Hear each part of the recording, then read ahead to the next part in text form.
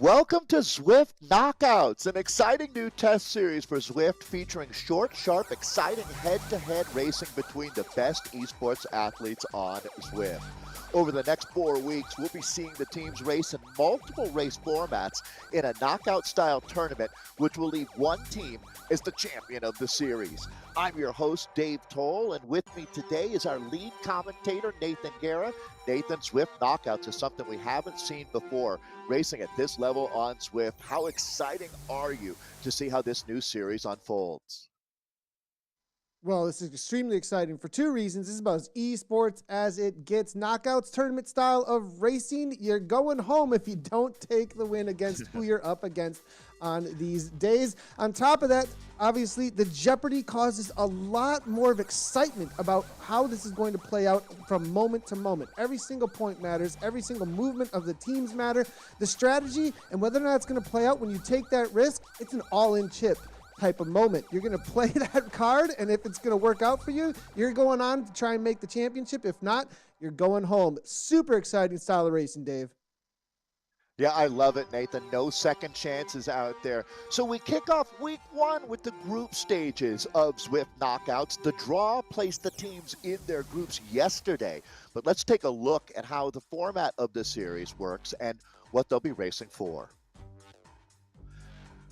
Zwift Knockouts feature the top-ranked teams from last season's Premier Division, plus newly invited community teams, drawn into 3 groups, 2 from the top 6, 2 from the teams ranked 7 to 12, and 1 from the community. Starting with a simple points race, the top 2 teams from each group advance, along with the next 2 highest-scoring teams.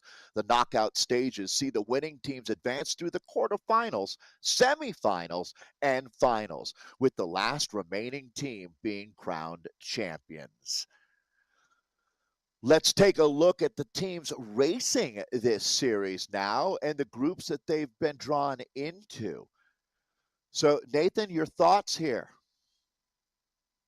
Yeah, Group A looks like it's got a lot of depth with Saris No Pins and Socks for Watts. Saris No Pins being at the top Premier Division level for quite a while. Socks for Watts coming out of the community, but a lot of depth as it's a very old school group of women that will be racing there. ATB Racing Veteran going to have maybe their work cut out for them. We'll see how they stack their roster. Beast Mode presented by Road Canyon Esports and Roca Corba Collective in that B category are really going to be evenly matched. I think Team Electric Spirit Company coming out of the community are going to have a little bit of something to prove, but maybe that's going to put a little extra fuel in their jets.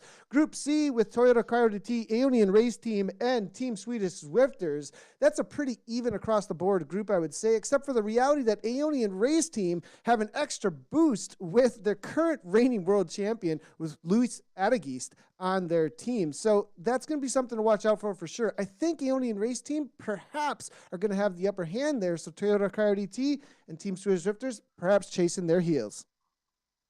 Well, thanks, Nathan. I completely agree about that boost, having the world champion in the race. Everyone's super excited about that. So race 1 is a team points race on 1 lap of the 2015 UCI Worlds course in Richmond. There will be 5 points locations on the lap for intermediate points at Monument Avenue Sprint, Broad Street Sprint, Libbey Hill, 23rd Street Climb, and then at the finish line. Riders will be earning points based on their position through the arches to add to their team's totals. So that gives you a look at the infamous Richmond course. Let's take a look at the profile. As you'll see, the sting is in the tail out here, but just to keep it spicy, here on Zwift, we've added these sprints early, and Nathan, it'll be very, very hot throughout this entire first half of the race before they drop into the frenetic 23rd Street. Well, actually, even go Libbey 23rd and then on to Governors. Racing is just about underway. As a matter of fact, I am hearing now, Nathan, that they are out on course. It's on like Donkey Kong, as we like to say, as Zwift Knockouts in full effect. Nathan, let's take it down to the course. Thanks a lot, Dave. And it looks like right from the get-go, we're jumping onto the Richmond Worlds course. 16.5 kilometers left to go. Right-hand turn immediately. And I think what's going to happen here, Dave, is we are going to have a situation where the riders are going to be holding back up front for those first two sprints. I don't believe we're going to have too much of an all-in situation up front as far as the riders trying to break away too much, because it's really flat on these upper levels of the course. Once they do drop down next to the river, though, and head on over toward Libbey Hill, I think it's going to be a little bit more trying to get away, get those points, and break things apart. Here, though, it's more of a sprinter's delight, I think, in the front end of this race. Fast and furious, Nathan, no doubt about it. I really am excited to see how this plays out. We're going to find out who came to sprint for sure as they get right after it. We can talk about the points. Now, for the first four sprints here, actually it's 2 sprints and 2 hill climbs, as the points score from 40 down. It's a great when you look at the table that they've set up here, it's double points at the finish. There's 5 opportunities to score points over what really is a little over 16 kilometers of racing. 129 meters of climbing, but it's the severity of that climbing that's going to do the damage in the finale. All of these women know this course well. Richmond is, I would say, as honored of a race course as we've had on this platform. There's some big names in this field too, Nathan. The 3 teams, let's first identify that for everybody here, as in the primarily blue kit or the different shades of blue, that's going to be Socks for Watts. That team has been tremendous in their history in esports racing. Ceres No Pins, this is the team of Jen Reel, Anna Russell, and 4th place at the World Championships, Liz Van Houweling. Liz comes in with a tremendous reputation. And then the other team here is ATP Racing, another legacy squad in the world of esports. And Nathan, these 3 teams really get to kick off what is knockout racing. There's a tremendous number of points available out here. So I'm going to throw it back to you. You were talking earlier to watch out for this rider, Morrison. Yeah, now looking at the group at this point, Cyrus No Pins kind of controlling the front just a little bit, it looks like. Morrison, as you did say, on the front there with the New Zealand fame. Anna Russell coming up on the screen, though. Great to see our awesome colleague when it comes to Zwift Community Live broadcasting, and it looks like she's bringing the fashion police right alongside with her with her in real life kit there for Cyrus No Pins. Loving to see that. She is going to most likely be leading that team as well when it does come to hanging out on Discord. Look at all the chat coming on through from her right now, chatting away with the team. She does an amazing job managing as well as leading that side of the team when she does ride for Riot in the community, which does have a couple of riders jumping on over to Cyrus No Pins at this high-end Premier Division level. Now, they are, looks like, climbing up 2% gradient at this point. A little bit of a bump here. Nobody really taking advantage of that, though. They're really watching each other at this point. There's going to be a lot of communication in each other's ears at this right now, talking about whose jobs are where, because the front end of this, if we talk about what's coming at these riders and why they're riding this way and how they might be thinking about how they're going to go in this 1v1v1 situation, they're going to give riders very specific jobs out here on this top end of the course with these 2 sprints. With these flatter sections, I have a feeling they're going to be bringing sprinters to the course up front, and then on the back end of this, they're going to be really throwing down their more VO2 max, their more who can just suffer attrition to the finish line type situation. So up front, I'll be watching out for them to kind of be leading out and setting up their sprinters here. Do we have any predictions about who that might be here, Dave? Well, I'm certainly going to be watching for Liz Van Houweling, Nathan, and you make a good point. It's a decidedly different type of athlete that will be going. I was thinking you might try to designate a rider to attack and force the issue out here early. It doesn't look like that's going to happen. So our first sprint at Monument Ave, again, the first rider over the line will pick up 40 points, and these will be the first points ever awarded in the Zwift Knockout Series. 35 for second, 30 for third, and then there's a pretty dramatic drop-off as you get down into the minor placings. The points get very close. We've been jumping around. These game cams with the riders have been tremendous, and you can see that everybody right now, Nathan, it looks like they're keeping the powder dry. I'm not surprised. I think everybody wants to feel out these first few K of historic racing today. This rider right here, Stephanie Clark, has been a breakthrough rider from ATP. Definitely someone to watch out for in these sprints. Now, another rider she may be going up against that some might not be as quite aware of is going to be Anna Russell, though, honestly. Anna as of recently has been doing a ton of work on her sprint and has kind of been leading her community team on Riot. And I'm wondering if that's going to show up today in a whole new way that we haven't seen from Anna Russell, actually. But Stephanie Clark, watch out for that rider for sure when it comes to ATP. She was dominating yesterday in the community side of things out on McCurry Islands. So now Liz Van Hollen, you were just talking about, she actually was part of our feature yesterday about coaching and getting ready for sprinting. I hear she does the Innsbruck ring leg snapper over and over again on repeats to get ready for sprints. That's going to show up today on a sprint like Libbey Hill. Yeah, the brain trust on this Sarah Snowpins team is amazing. Anna Russell just became a mom for the third time, what, Nathan, 5 months ago, I'm going to say, less than half a year ago. And she's got a sprint coming up. I'm predicting we see Russell up in the top 3. Let's go ahead and light the afterburners here as we do have our first ever sprint and ATP moving to the front now. That's the fade jersey that you can see here. Sarah's trying to monitor things, and it looks like Nathan Socks for Watts is going to try to come from behind. Might not be a bad strategy here. Yeah, and they're about to turn the corner here, and then they'll have right in front of them, about 400 or so meters out, there'll be a little green banner that they will go over, and then it's all guns blazing. But somebody might give it a little bit of a go early on to cause a lead out or at least a little bit of a chase. Or perhaps, look at how calm this is. There's so much on the line, Dave. Perhaps they're just going to wait for that jump to try and get away rather than a ramp up here. But here we go. Now it's starting to ramp up. It doesn't look like it's going to be Shire there making her way to the front at this point. She's already used the power up, which is the drafting power up early on, and that's what the jump, so that she just tries to get away. It's going to be Shire here taking off. Clark following. Stephanie Clark over the top, and as we said, ATP, Clark is just so dominating and over the top, takes down those points through that sprint section. It looks like Van Halen for third, Shire for second. Anna Russell in there with that arrow power up as well. They'll collect power ups again, reset, and here we go. That's the first sprint done and dusted. One of the young talents, a breakthrough rider, Sydney Andrew, getting up there into the top 5. Let's see what happens now. Always a very dangerous moment right after the first bonus sprint, but it looks like we're going to see a bit of a general regrouping here. This is the first of 3. This is the A group that we've got. I'm calling the B group, Nathan, the group of death when you look at it. There's certainly going to be one team. That's the only group of 4. And if you think about how these points are distributed, because what happens here now, at the top of the broadcast, we talked about it, 2 teams are guaranteed to advance out of this round. One team will immediately be thrown into that pool looking to see who are the next 2 best point totals, and those teams will also advance into week 2. So this is one of the groups actually where the points distribution, the more even it is amongst these teams, the more likely that all 3 teams make it through, Nathan. It's in group 4 that one team realizes that they're going to the gallows today.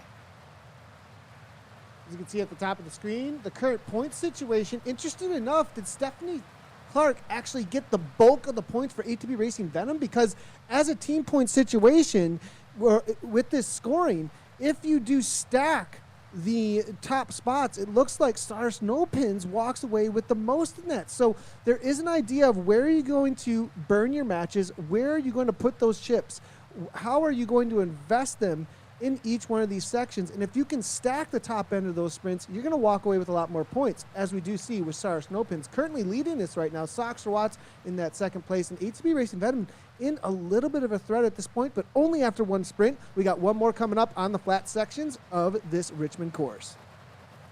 Yeah, to be honest, I mean, there's an element of bike racing in this, of course. I mean, that's 80% of this. But there's also the mental aspect. And certainly, I think that people who've raced on the track or have a velodrome background have a huge advantage in understanding how points work, how tallies and tables work.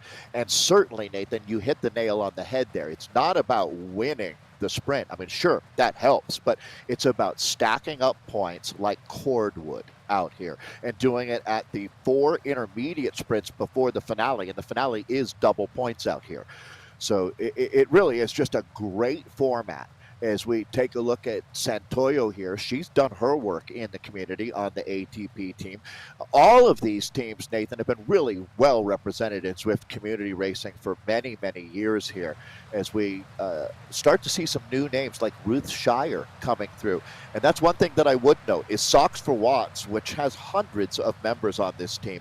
We see them at WTRL's team time trials on Thursdays. That's been a signature event for them. But one thing's for sure, they're always finding new talent out of there. And I have a feeling that during this series, we're going to have a rider coming out of the woodwork and breaking through as a new star. Sarah's pushing to the front right now. But it's interesting with three teams, this almost, so there's some bike racing, there's a little bit of Chinese checkers here because you don't have 12, 15 teams. You really isolate it. It's not the one-on-one or mano-a-mano here, hand-to-hand combat. You've got that Chinese checkers element where you always have to worry. And if you get two teams fighting each other hard enough, you never know when a third team is going to come along and take that bone. We've got another sprint coming up right away here. So we move right into Broad Street sprint. Nathan, it's a tale of two cities here in Richmond as this ends the flat section. Right after this sprint, we start descending down into the next phase of this race. So let's see what we've got here. I'll throw it back to you, Nathan Guerra. Broad Street Sprint comes up. This is going to be worth 40 points for the first one across, 35, and then 30 for third, and it goes on down from there. Right-hand turn, and you can actually see the banner out in front of them, but with this long drag, the riders are going to be a little bit trepidatious, I would think, to really try and take any kind of lead, but actually, Yuseni on the front, it looks like, really giving a little bit of a go, maybe baiting out ATP to do what they're doing. Now Tarquino starting to commit up at the 7 watts per kilogram, leading out the two on her wheels. Here comes that Aero power-up coming in from Foot out of New Zealand, trying to come over the top. Here comes Anna Russell as well as Shire Clark here as well. It's going to be Shire again leading things out for Socks for Watts with that feather power-up though. Is she going to be able to hold on all the way to the line? Still about 100 meters over the top though. Out of nowhere, Liz Van Houweling kicks at the last moment. Absolute perfect timing with the speed. 61 kilometers per hour coming on through. Clark there for second, perhaps, or did Jen Reel and Sydney Andrew just nip it at the line? If they did, that was good. That would be Stars No Pins with a 1, 2, 3, and it looks like they're starting to walk away with this one at 238 points total. Yeah, wow. That was not quite a knockout blow, but that certainly was a solid series of jabs straight to the face there as Sarah Snowpins has made a big step forward, collecting the Lioness's share of points at that second sprint. So now we move into a new phase. As we were saying, it's going to be Libbey Hill climb the next time that that's a little ways off here, even though it's a very quick circuit here on this UCI Richmond Worlds course. At this point now, Nathan, I think just trying to get some active recovery in would be the name of the game because it's going to go ballistic in a few minutes here. Yeah, and looking at the bottom of that board, we are seeing a lot of purple there. We are starting to see a little bit of a threat for that ATP. Ellen Tarquino at the bottom there as well. Sonia Foot we did saw for a second. So you start seeing your team populating the bottom of that leaderboard when it comes through those sprints and those points that are collected. And you can start getting a little bit worried there. Stephanie Clark, they're really the one who's pulling for ATP Racing Venom. The question for me, though, when it comes to that, we're done with the Sprinter's Delight at this point. Now we're going to start setting up for those uphill punchers. About a minute and a half or so, I think, for the women. Maybe a little bit less than that, minute 15, all in over the top of Libbey. Then again, 23rd. Then again, Governor. It's a very different type of race when we get into that kind of climbing and punching. Perhaps that's where we're going to see ATP Racing Venom shine. I think that's their only chance, though, is that there may be a reality that they're the stronger climbers than Sarah Snowpin. Sox Watts, they're in a little bit of danger as well, too. They're not too far ahead of ATP Racing Venom. Sarah Snowpin's maybe just in a defensive mode at this point with how far ahead they are in the points. So, all right, our knockout format is what we're doing here. Something brand new on planet Earth and places beyond, actually. I don't think anyone in the universe has done this yet. Is what we've got are our 3 different groups. This is our A group. These 3 teams now are racing for points out here. They're actually just at the middle point or coming up on the third, what I'll use air quotes here, Nathan, sprint, because this is a different kind of sprint. Libbey Hill, the notorious cobblestones. This was the featured segment of the World Championships that I was talking about that rider there, Liz Van Houweling, being the gold standard in North American racing right now. Well, I think that most people look at that Richmond World as the gold standard for sure. So this is the perfect course for us to start this knockout format on. We're starting with, on the women's side of thing, a collection of formerly our Premier League teams and a few community teams, Nathan, that we've thrown in the mix who really earned their right to jump in with the deep end here, because these are the heavy hitters. So these 3 teams are our first ever out on course. The third sprint, the points remain the same here, as we'll be hitting Libbey Hill, then 23rd, but points are double value at the finish. But I tell you what, Nathan, after this race, it's been brutal out here. That sprint, the final sprint, is rugged. So I'm going to throw it back to you because we're really ready to get down to business here. Going to be hitting Libbey Hill in the next couple minutes here. So there's 10 teams in total for the women's 3 groups here. 8 teams are going to be advancing to the quarterfinals. This is the group stages that we're looking at. So 8 teams from these 3 races you're about to watch. We're into the first race right now. The top 2 teams from each one of the groups that are about to race, that first one we're looking at right now, will go through, and the next 2 highest scoring teams from the 3 groups will get through. So 2 teams today are going to be eliminated, and 8 teams are going to go forward to the quarterfinals. So, and that will be next week. We've got 4 weeks of racing total in this tournament style, and right now the battle is going down over the next 3 climbs for this first group. 2 more groups to follow with some of the top teams amongst the women, and then after that we got the men's racing as well for their groups to figure out what teams are going forward. Ellen Tarquino now on the screen here. As you can see, this is a rider that I would give perhaps a try at breaking away from these riders after a good kick if she can hold on. We'll see what she can pull off, though, when it does come to certainly currently sitting. I think she was around ninth place or so in the scoring so far. We'll see what Ellen can do. Yesterday, she did dig really deep on McCurry Islands, actually, racing for ATP in the community league. We did see her try and break away in the final few kilometers. So we'll see if she's got some legs left today to try and make an attack. Today is the day in our knockout racing where you don't have to be faster than the bear. You just have to be faster than your friend, right? Because you don't have to win out here. You just can't be last in this group, because it's all about moving into the next round. As we see, again, the positioning going into, there's going to be an explosion. I doubt that we have 15 riders still together as we come over the top of that Libbey Hill climb, where we're going to be scoring points for the 3rd of 5 times out here. This is Morgan Husseini, a rider who's certainly been coming on strong, and looks like a nice, good wood floor, old school, nice and clean look there in her. I wouldn't even call that a pain cave or a wattage cottage. Looks like a watt factory.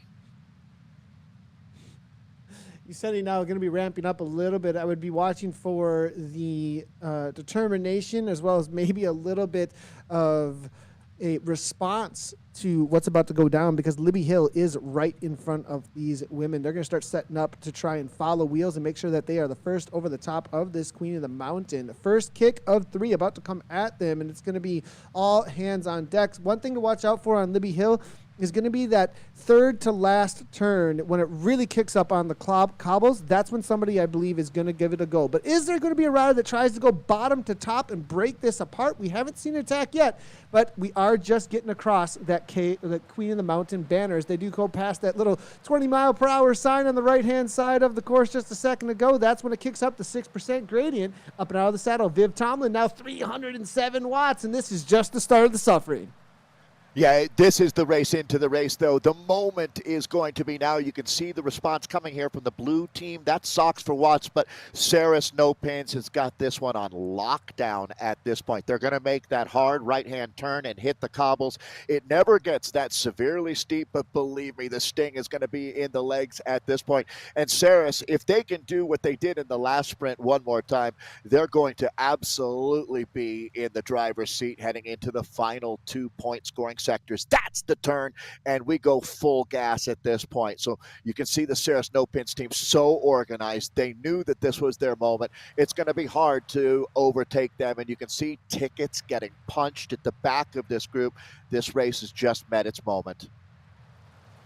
Yeah, and this question now at this point is no longer about whether or not Sarah Snowpins, I think, is going to be in control of this race. It's really about who's going to take the scraps from the table, as you would say, Dave, here, because Usaini, Van Halen, Anna Russell as well. Only one that can really even match anything is going to be Shire, I think, as Van Halen takes out the first points. Then it's going to go across the line, I believe, for Usaini. Shire was right there as well in third. Anna Russell comes through for fourth place there for 26 points. Kat Haynes for 23. Sydney Andrew. Sonia Fritt, the first one for ATP Racing. ATP Racing in a serious hurt locker at this point, and they need to do something in these final climbs or it is said and done. You might recognize the last name here. This is one of the best stories in American cycling right now. Liz Van Houweling, her husband has a brother who's married to Molly Van Houweling, who was the multi-year world hour record holder. At the same time as Bradley Wiggins was holding that world hour record, so was Molly Van Houweling. So the Van Houweling brothers have both married two of the best female cyclists in North America over the years. Liz Van Houweling has come on strong over the last year. She's become a force to be reckoned with. And look at this, Nathan, as they've blown this race to bits. Let's see who's been able to go with them. Kat Haynes, Anna Russell, Ruth Shire is there. Sonia Foote having a very strong ride as we look at a selection. Russell, here we go. Russell, look at this attack. Look at this attack from Anna Russell. This is absolutely next level big brain from Anna Russell. She attacks over the top of the rest of the riders with absolute speed there.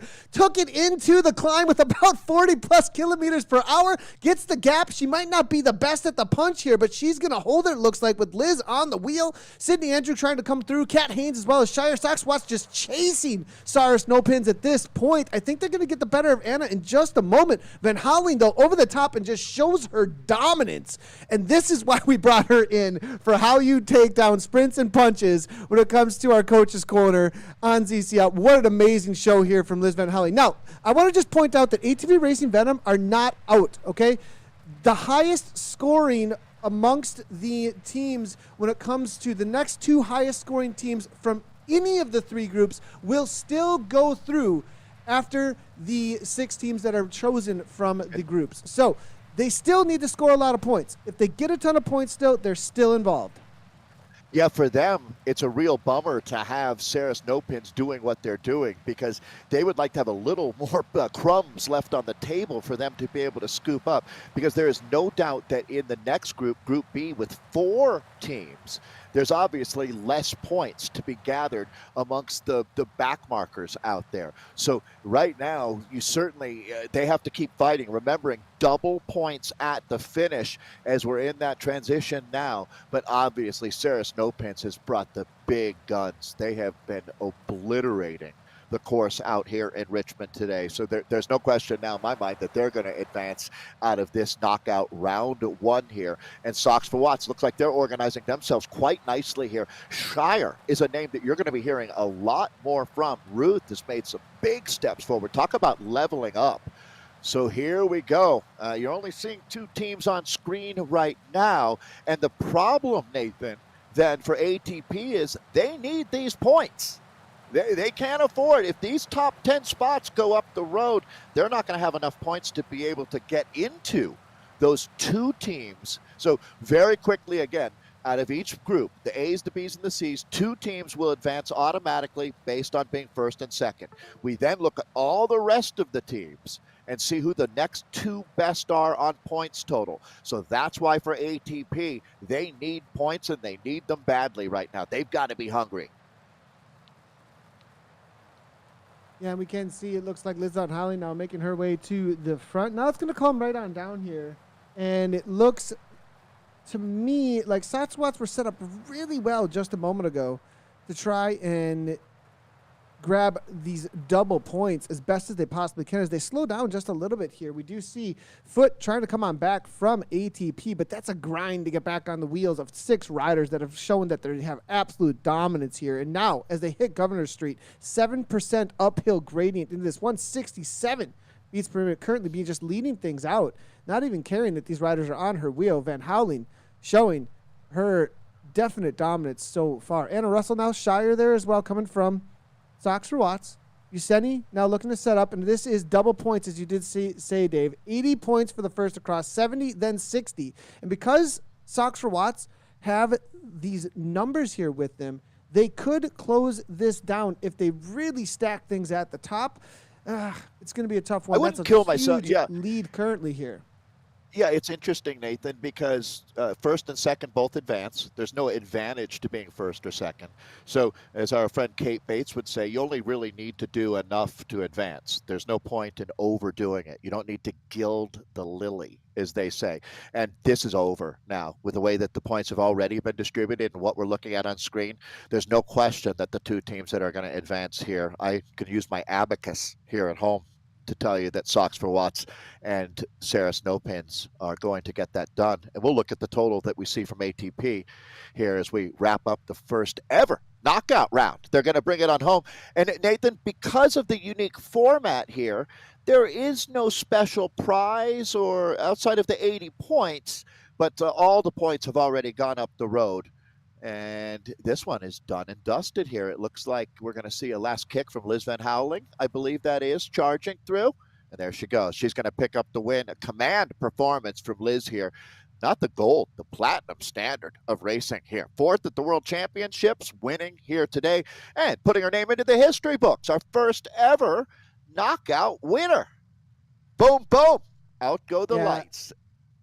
We're going to jump right into 80 the next points race for Van here. Houweling. She showed what's up, and here we go right down into the next race. It is going to be Beast Mode presented by Rose. You do see electricspirit.co in there as well. We've got Canyon Esports all up against each other. And then don't count out Roca Corba Cycling, who was developed and led by former world champion Ashley Newman-Passio. So this is going to be 4 teams in with this knockout situation as they head out into the right-hand turn in the flats of the upper side of the Richmond course.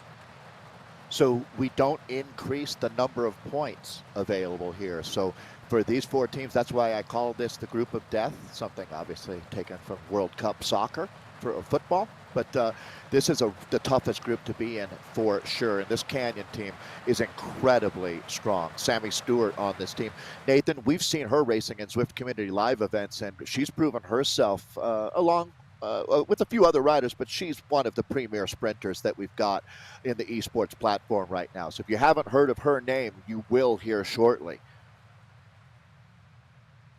Yeah, watch out. That's a great pickup there, Dave. Sammy Stewart, we saw her yesterday over and over again take down sprint after sprint after sprint against some of the strongest, best Zwift racers we've ever seen. Definitely a new name to be watching out for. She was riding for the Canyon Esports beta team, actually, yesterday. Well, I think that beta is about to be dropped off from her name because, as you can see, they have put a lot of confidence into Sammy Stewart at this point. So, as we are seeing Maria Marb now here, coming from that beast mode presented by Rose as they make their way up this little bit of an incline. Nobody taking any risks amongst any of these groups. This is going to be the second group out on course right now, and it doesn't look like anybody's too interested on trying to jump away for one of those early sprint points. They're saving everything for every moment out on course here that is a heat up moment, a moment where, look, all the pressure's on right now rather than extending it across the course. What I'm interested in is if any of these teams amongst the men and the women out here today are going to take a little bit more risk to try and break things apart rather than just punches to the line. Yeah, I will be surprised, but maybe not that surprised, to tell you the truth, Nathan. Let's highlight a couple more riders to watch today. As Gabriella Schumann, you were talking about the Beast Mode team. They've got real talent on this squad. German-based Gabriella is going to be dangerous in the finale, especially, well, actually from Libbey on. I'd be watching out for Schumann without any doubt. This is Group B, the 4 teams. We've talked about Canyon a little bit. You mentioned Ashley Mulman-Pasio forming this Roca Corba team that has a lot of South African athletes on it, and it's definitely creating opportunity for women all over the globe to race. And then let's quickly mention Electric Spirit Co. Nathan, this has become one of our favorite teams racing in the community. First time I've ever seen them in this kit, so cool moment for them out here. That's Charlotte Berry on screen, the Roca Corba kit, which that jersey, great match to what they've got. So yeah, it looks like a disco going on in there. Reminds me of our rave team, Nathan, pumping the energy. It certainly, that can't hurt. I know you're into all of the, looking for competitive advantages out there. And I don't know, creating a disco vibe, that's got to stimulate the senses, right? Are you down with that? Yeah, definitely down with the disco vibe there. Any kind of dance party on the pedals is going to get a little extra power out of the riders, that's for sure. Now, one thing that I definitely would highlight here with Electric Spirit Co. is that this is a new team directly out of the community. We have not seen how they would perform against these athletes. We've seen the rest of these athletes compete against each other, on a pretty regular basis. So they're a little bit of a wild card here. They're getting thrown right into the deep end of this racing situation. And, some of these riders even are newer to the team, some of them as well. So it's going to be really interesting to see what they can pull off here when it comes to jumping into Premier Division. It could be off the back, or it could be suddenly, who are these riders? Wild card thrown in the middle there, and it's the Joker, and they're just aces across. So we'll have to see how they play. Alexi Snover, Nathan, is a rider that I've highlighted on my start list. It's a very cool spelling of Alexi, E-L-L-E-X-I, Snover. Big talent. I think a diamond in the rough for sure. That was her teammate, Lucia, that we're looking at, Lucia Blanco there. We've got our first sprint coming up not our first, but we've got a sprint coming up here now. As Nathan, these points are so valuable. Even, I really do say this group of death here, Group B, these sprints matter even more. So let's light that rocket here. Roca Corba to the front, and Roca Corba's going to attack early, Nathan. They're winning your heart, I'm sure. That's going to be Charlotte Berry. Now 12.5 watts per kilogram. Complete distance from the pack. Can they come over the top? This Kummer comes on through, and watch out for Kummer. She's got quite the kick. We've seen it in the community as well. But Snover, is she going to overtake that kick from Berry? No, Berry holds on. Snover's second. Kummer might have held on for third. Katie Loker's in there as well, though. But look at this. Electric Spirit really showing us that they've got something. And look at how even things are. And what is happening with Canyon Esports? I was expecting, wow, were they just caught off guard with that jump coming from the Roca Corba team? Perhaps, because that setup did not work out for them. Now Electric Spirit, are they just pressing the pace on? I love it. So the new kids on the block here, both of these teams, to tell you the truth, Roca Corba and in orange, they're electricspirit.co. So it's kind of an inside joke with Nathan and I. When they first showed up in Zwift Community Live Racing, the team in orange, they're Electric Spirit. We used to call them the Electric Company because I guess we're both old enough that we watched that on public television here in the States. But Team Electric Spirit is actually a sponsor, Spirit like spirits, the alcohol spirits, gin was what came to mind, but most of these riders are located in the United Kingdom. They've got a tremendous energy to this team, and welcome to the big time, Alexi Snover, as she's already made her mark here in the knockout racing. So you're going to hear a lot more about electricspirit.co. Great to see that orange jersey in game. So, okay, Nathan, that was a little bit of an upset of the apple cart there, as I think Canyon's going to have to regroup and recognize that this is not going to be an easy day in Richmond.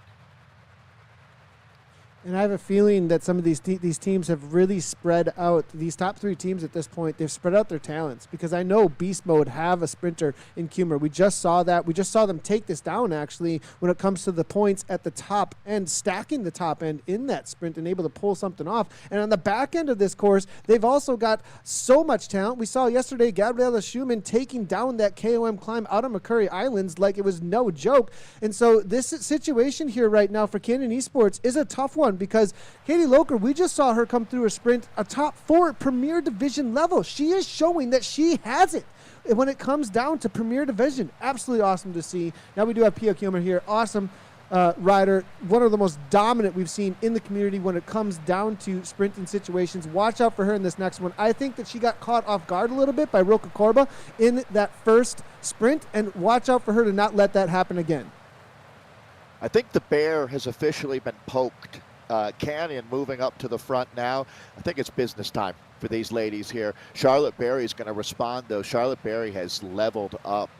I tell you, there's some riders to watch in this group for a long time into the future. Right now, Cindy Friebel having a strong ride for Beast Mode. What a competitive group this is. So we're moving into that transition phase here, Nathan, into the back half of this race where it just becomes pandemonium in Richmond with Libbey, then 23rd, then Governors. And we're going to be on a little bit of a flat here for a moment. Left-hand turn, you'll see the riders take on. Then it'll be a straightaway for another about 200 meters, and then a right-hand turn to that long drag down Broad Street in just a moment. Again, it will be 40 points up for grabs for the first across a line, and then on down from there. Throughout, stacking the top there for the teams is going to matter. It isn't just first across the line. There's points available to all the riders out on course here across that line. 1v1 here. 4 teams battling out for a knockout at this point. And now to the front, it does look like it is going to be Electric Spirit Co. taking over with Anastasia Boulder. Amber Lecomte, it looks like sitting in that second place now. Now a burrito power-up, interesting enough, just being thrown. I think that burrito, though, not really being used for anything other than getting rid of it before they get to a section that it matters that drafting is going to happen. They want a different power-up there, Dave. And making me think about burritos is basically what that did. So, I mean, that's really that's the rider's goal at this point. I mean, I think all they can think about is Dave and what food he wants after the broadcast is what they're thinking as we get into the sprint. And now it's going to be Fleece here taking over for a moment. Now Fleece going to be backing out. It looks like it is still going to be actually Rian Denton at the front. 4.2 steady now, drafting power up. That's a defensive power up use actually. Now she just goes for it though, right off the front with the kick, looking to catch them off guard again. Is it going to happen again? No. Humor's there. Pia says not this time. She uses the burrito. Nobody's going to be able to hold on to her wheel. So Sammy Stewart, even though she's coming through, but Sammy Stewart, she's going to show us what she had yesterday. We called it out, and there she is over the top, showing us that she's got it. Humor went too early, but Stover with the last second. No, she doesn't do it. It was so close, but Stewart holds on to the line. Look at the points now, distribution. It's getting close out here, Dave. I mean, this is only about a 35-point difference between all the teams. Nothing is done at this point after we get done with the flats of Richmond. 2 debutante sprinters up there. Sammy Stewart, a professional racer in real life. She made a huge splash when she showed up in esports racing, and that was her breakthrough moment. That'll give her even more confidence here. And obviously, Alexi Snover brought her A game to Richmond. And I think, Nathan, we talk about breakthrough riders. Well, they are done breaking through. They've kicked that door wide open. What a combative knockout round. So 2 teams guaranteed to advance out of this Group B. 2 teams are going to be in real jeopardy out here.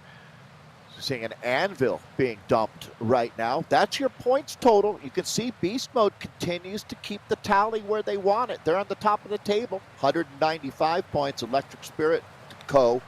with 170. They're having a tremendous ride today. Roka Korba Collective, though, only 7 points back. It is very, very close between actually all of the teams here, Nathan, but you've only got 10 points separating second to fourth here. Everything is still in play. This is exactly what we were looking for with our knockout racing here on Zwift. I am so stoked. Just want to point out that Roka Korba has lost 2 riders off the bat at this point. Oh, that's tough. In trouble. Yeah. They are 2 riders that did grab a lot of points, though, through those last, I think they kind of got their job done a little bit. They are trying to fight back. It is going to be Harmsen Pretorius as well as Osterby out of Denmark trying to hold on to her wheel. Look at this situation here. This is a lot of points just going out the back at this point, because if they were to hang on, they could be amongst, even if they're struggling at this point and they're going to struggle perhaps going through the climbs, at least they would be with the group and go with the rest of the stragglers. Now, all that's left for them is the points that are left out on course. Right. They need to get back involved or trust that they can take down stragglers as they work together to get across the line as fast as they can for those first across line points at the finish line too. So interesting to see here, Dave, how this is going to play out for Roca Corba. I think this may be a real chink in the armor and a little bit of light at the end of the tunnel for Canyon Esports.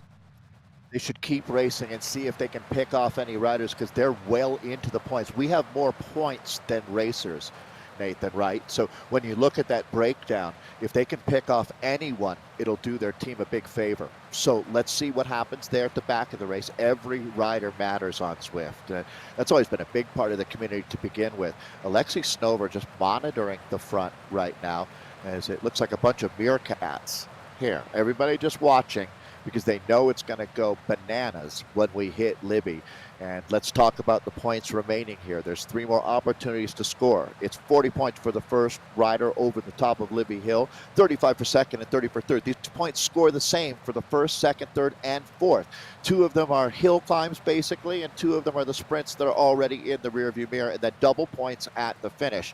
This is the B group, the only group with 4 teams, and obviously the most competitive group to try to advance out of. So 2 teams advancing automatically, and then you got to put your name into the hat and see if your points are going to add up. So we're getting right down to it, Nathan. Brass tacks here. It's going to be interesting now. I'm anticipating, to tell you the truth, Snover and Stewart, I think they're going to be in the top 3 again. It's a big call. It's a big call. I don't know if Sammy Stewart can go with the reality of the punches over the top of this. We'll see if she has that 1.5 or so minute climb plus another punch again over the top of over the top of 23rd. That'll be really interesting to see what comes to the table here. We are seeing the Roca Corba girls, I think, just getting back involved at the back of the pack here. They're just going to roll right through. Osterby makes it back. So now Roca Corba with a full team. You know, the question, Dave, was it smart to allow them to come back? I think it's okay, right? If you are another team and you go, they've already dropped off once, we don't need to press the pace. We'll most likely get rid of them again. Stick to the original plan. I feel like I'm listening to myself now, Nathan. That's exactly what I would say. It's like, look, if they already got dropped, I wouldn't change my tactics racing at the back of the group. I would be looking forward, exactly what electricspirit.co is doing right now. But your point is valid, and I completely agree. So these points now are going to define this race. It is so close here that there's certainly going to be a split. And I see that Brazilian flag. She's racing out of Germany right now and has without a doubt been a huge star that we've watched develop over the last year in the Zwift community racing. And that's Gabriela Schumann there. She's positioning herself well. I would expect her to explode this race here on the climb. She's certainly going to be in the top 3 when they go over Libbey. Yeah, yesterday, Schumann on the attack. She actually made the bike swap yesterday. That was a big point of contention yesterday in the Community League out on the McCurry Islands over the top to what we were calling the Kappa climb. But we'll see if she can follow the moves, because it is going to be Charlotte Berry opening things up first, looking for a chase. And I think that's what is going on here is I'm going to go and try and get these points and force a chase from the rest of the group. If you have a rider that maybe doesn't have, well, this just takes confidence 100% to make this happen, but she's not waiting for a last minute kick. She's actually looking to try and draw some power out of this group at this point. This is definitely a DS type moment. This is organized. This is tactical, and this is trying to get some matches burnt from the rest of the riders behind. Make that chase, waste some of Beast Mode, waste stuff with Team Electric Spirit Co. as well as Canyon Esports, while the rest of Roca Corba can sit in and get those wheels, use the draft, and then use their kick to come over the top. Very good tactic here from Roca Corba. Charlotte Berry is a wattage cottage right now. Look at her light this up. This is a big, bold move. Fortune favors the brave, so Charlotte Berry is going to have an impact here, but it looks like the response is coming. Laura Kent, I mentioned Sammy Stewart, Gabrielle Schumann, Lucia Blanco. They're all right there, but is this going to be enough? There is, just like in World Tour racing at the professional level, there's a race to the bottom of the climb, and certainly Charlotte Berry wins that race. She's got she's even being sprayed down right now, so looking for those marginal gains. Certainly she's got a director there, or a friend, motivating her to a very high level, and believe me, that makes a big difference. She's got all in, all the chips pushed into the middle of the table. It pitches up here. This is going to be Gabriella Schumann. I'm going to anticipate that Gabrielle's going to fly by her, as Gabrielle is one of the best climbers on planet Earth today. And it's going to be the beast mode rider, Gabrielle Schumann, making that pass. But it looks like Charlotte Berry has made a huge impact. Sammy Stewart holding on to a top 3 spot, but they're going to score 40 points there at the top of Libbey for Gabriella Schumann. Charlotte Berry making it worth it. Great job, Charlotte. Roca Corba in full effect, and we'll see how the rest is going to be. Lisa Krohn scoring beast mode, had a great Libbey Hill. Sammy Stewart, you are my hero. Sammy Stewart getting up there for Canyon as the Empire strikes back. Pia Kummer, though, I tell you what, Nathan, I'm going to throw it to you with this thought. Beast mode in full effect right now. The team in black and orange is killing it. Yeah, and this is showing the experience at the top level. They've been in the Premier Division for a little while now. They've got the experience. They've got the riders here. We see Kummer actually using an anvil behind here, but it's going to be Gabriella Schumann now on the front and not slowing down. It looks like, she is saving energy. It looks like at this point, 3.3 watts per kilogram. It isn't an all-in right now. Hold on to speed. She is allowing her avatar to roll on through. Looks like she is going to be using a super tuck here real quickly, playing it smart still. Barry might get back on the wheel here in just a moment as she pushes 4.7 watts per kilogram or so, but it is a solid chase group. But with this little bit of a gap, if she's able to kick again over here with this little bit of a reprieve, she could just look to walk away with Barry still. There is a chase group behind, though, at this point that's working together, but she's got 2 teammates in there that she can just allow to come on through, and they're going to, Sammy Stewart, though, on the attack. Schumann, though, going, it looks like, again, with the burrito, say no to Charlotte. Don't hang on, but Stewart's trying to come across. You can see on the watts per kilogram on the right-hand side right now with that arrow power. Stewart is trying to bridge across to Schumann to make this a 2-up and go right past Barry, and Stewart now takes over second place. She's going to grab the points for second over the top, but it's Schumann for first. That's 40 and 40. 2 tickets punched there for beast mode. I tell you what, Canyon is going to be grateful that we've got double points at the finish, as right now it is clearly Sammy Stewart that's flying the flag for that Canyon esports team. They've got some real fighting to do here, and look at this. It is blown to bits. We've got riders left, right, and just all over the shop right now, like someone dropped a bag of marbles in downtown Richmond. That's going to be your leader, Gabrielle Schumann, as Schumann holding on to an advantage. And Nathan, now it looks like we're going to see our first ever solo winner. It's going to be a very small group as she drops down into the super tuck right now, just taking some deep breaths. A phenomenal ride. No surprise here from Gabriella Schumann. This course suited her well with the sting in the tail. How about Sammy Stewart's ride out here today? What she needs is one of her teammates or a couple of her teammates to step up. I'm looking for Kirsten Poole, Agatha Fleece, the Polish rider, Kirsten Poole racing out of Germany. They've got the talent, they've got the desire, but they're going to need to step up here, Nathan, because they're running out of real estate. So this is for the first 2 spots here, but I got to be honest, what's happening behind these 2 is going to be the real story of the day, because these 2 are gone. And the difference in points between first and second, 80 points for the winner, 70 for second, 60 for third, 52 for fourth. And they've got a new leader, Sammy Stewart, moving into the front. So she goes by Gabriella Schumann, and Sammy Stewart is now going to be joined by Schumann. So these 2 are our leaders. Sammy Stewart goes right over the top of Schumann, tries to attack. You saw the kick from her on her face here saying, no, I'm not going to just catch you and just back on off. I'm going to go right over the top. Schumann responds very intelligently right back onto the wheel and waits to try and strike again. Schumann's heart rate, we saw it up into that 180s almost on those attacks. Boy. Then she saw it back down to 166. I think Schumann's got a little bit more on that heart rate to work with at this point because Stewart's currently up in that 188. Stewart, I think, really showing us that she's an amazing all-around rider at this point. I thought she was mainly just a sprinter, but I'm not sure that she can go with the climbing prowess of Schumann at this point as Schumann looks to break her out. 6.4 watts per kilogram coming over the top of Governors. Looks like she's going to get this done. And behind, she's got teammates trying to make something happen as well, but they've got a couple of riders in between them trying to grab some points. Schumann, though, it looks like going to take this down. It doesn't really, even for beast mode, it's an embarrassment of riches. They're advancing. There's no doubt about it. But for Canyon, they need every point they can get. Losing these 10 points is a bummer for them. So beast mode doesn't even need these extra points right now.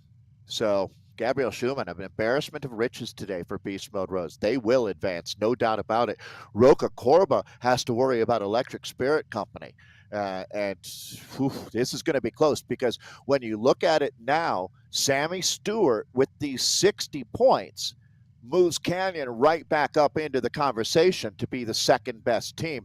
But she's going to, so Kirsten Poole sitting in 10th. Oh boy, this is going to be close. Kirsten Poole needs to move up a couple spots. Stewart got caught. Sammy Stewart got caught by Blanco, though, actually. And now Team Electric Spirit Company are looking to come over the top of Roca Corba on top of this with a second place. Schumann's going to take this down easily. Goes across now at this point. But then it's going to be Blanco who drops Sammy Stewart and says, no, you're not. Oh, now Stewart now it looks like trying to come on back against Barry. But now Barry over the top. They're in so much danger for Canyon Esports at this point. That's tough, and that's, I hate to say it, and this is a stunner, but it's going to take some luck at this point for Canyon to come out of the cellar. Wow. I am really surprised with the quality of the lineup that they had. That's going to be one of the animators out here today. Great job by Charlotte Berry. I think she's done enough for her. Well, so this is updating in real time right now. That's so cool that we're able to do that. So 2 teams advance automatically. We've got our C group that'll be racing next, so they'll be out on course here any moment now. But watch how this updates here. So Roca Corba as it stands now, but obviously you keep watching for riders coming through. There's more points than riders, so every rider is in the points. It starts to really tighten up at this point. By the time you get to 52 points, well, the next spot for 5th is 46, then 42, then 38, then 36, and then it decreases by 2 points per rider. So the changes become much less now. So as a matter of fact, Electric Spirit Company becomes the team. Yeah, they have to advance now. So Beast Mode and Electric Spirit Company will advance, surviving knockout round 1 in Group B. There's not enough points left. Let's move on to Group C here as they are underway. This is our final women's group in our first ever knockout. There's the world champion, Los Adagist, racing out of Holland there on the Aeonian team. All right, Nathan, I'll throw it back to you. We've got some very interesting riders here in Group C. Daniela Estrate, Monali Keller. Aeonian has a stacked team with talent. Yeah, Aeonian, you know, prior to the broadcast here, I was looking through trying to get an idea of what team is really going to shine out here today. Beast Mode just showed us, well, that Beast Mode. I mean, they just went absolutely bonkers here and just dominated that last group. Are we going to see something similar from Aeonian? Because Ariel Verhaeren, Daniela Estrate, a name that has been on the esports scene for years at this point, a very cagey rider. She knows how to find points at all of the right moments. I'd be watching out for such great tactics from Danielle. And then we obviously have the world champion who knows how to kick like no other on New York. Can she do it again in Richmond with Luis Adagist? Monali Keller, one of the best sprinters we know of in game. And Marina Arce, another one like Daniela Estrate, who just seems to be in the right places at the right time. Aeonian, I think they're amongst this group. If you look at it on paper coming in, it's their race to lose, in my opinion. I couldn't agree more. And so when you look at it, though, the situation is different with only 3 teams instead of 4. These other 2 teams, it'll be very interesting to watch how these points are distributed. Daniela Estrate is racing out of Romania. You're right. She's been extremely fun to watch her progress in esports. We have an Olympian in this race as well, Ariel Verhaeren, racing out of Salt Lake City, Utah. Her husband is Dutch, but Ariel Martin was her name when she competed for the United States. The London Olympics 2012 were her era. We're out here in Richmond right now. This is Group C. Again, let's identify the teams, Nathan. Swedish Zwifters. This is an OG team for sure. You're going to see the name Bjarhed here. That's Marlene Bjarhed. She's a legend, no doubt. Swedish Zwifters, they were early adopters of esports and have remained a force. Sarah London on this team. Anna Embring as well. There's a lot of talent there. And yes, that is an Argentinian flag. As we see, Marina Arce is another one of the Ionian riders to watch. And there is Ariel Vilharen coming from that Ionian team. Super chill. Seems like this is going to be the race and reset type situation. We'll see if the men do something similar here as they're all hanging out waiting for that first sprint section. And as 102 watts, 1.6, 1.9 watts per kilometer. As you just saw over the top of the climbs, these ladies can do 5 to 6, 7, 8 watts per kilogram or more for an extended period of time. So it's fairly chill out there. 148 beats per minute coming from Ariel right now. Arce taking over toward the front, as you can see. Toyota Cryo RDT with Stevenson, Natalie Stevenson, as she gets on screen here. This is one to really watch out for when it comes. I think she's a very good all-around rider. She can take points at any moment out here on course, I believe. Yeah, it's interesting when you talk about legacy teams. Toyota Cryo goes straight to the top of that list, along with Team Swedish Zwifters. And then Aonian is a team. What a great model or template they have set. There's a couple women, Jamie Lee Wright, Carla Williams, that came together to form this team with very humble beginning. I think that's fair to say, Nathan. What they really wanted to do was create a safe, fun space for women to come together and race. And then I think it really was just a karma rebate for that team, where they had so much positivity. More and more top riders were looking for a home, and riders like Mona Keller. Mona is a mom of 3 and a full-time employee at a high level at Microsoft. She's part of the brain trust there in Redmond, Washington. Again, just another classic overachiever. Even though she lives in the United States, she's a Canadian rider and competed at the World Championships for Canada. So there, I'm going to say about half of this field competed at the Zwift World Championships. That's Mona Keller from her home in Washington State. Mona is incredibly active in mountain bike racing, gravel racing. She has a tremendous appetite for the outdoors. Living in Washington State, the evergreen state of the United States, not a bad place to do that, that's for sure. She's into her caffeinated gummy bears, Nathan, something I bet you probably would enjoy. I think I've gotten some of those. Monley, I think I might have had too many. Gummy bears one.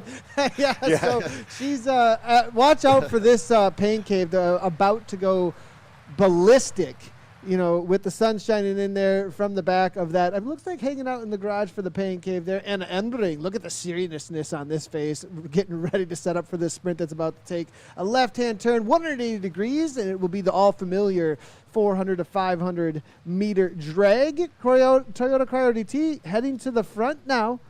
Swedish Zwifters sitting those second wheels, in Aonian looking for back of the pack drag to the front. Perhaps Marina Arce now looking to try and set up though as she makes her way to front and center from Aonian. Beast Mode has the top number of points, Nathan, just for some perspective. It's 659. And that was racing out of a 4-team group.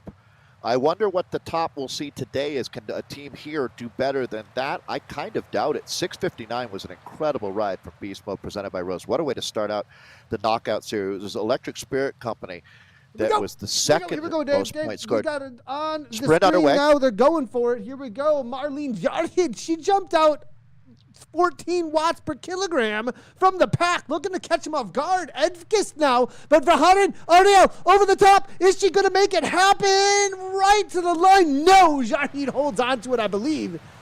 Jessica Edkis might have came through. Look at Ariel rolling right on through, but wow, it's Team Swedish Zwifters stacking it at the top right now. Jessica Edkis takes it down. Ariel Verhaeren does come through for second there right at the last moment. Jarhed, who led things out, unable to hold on, but ends up in third. We'll get a points update there in a second.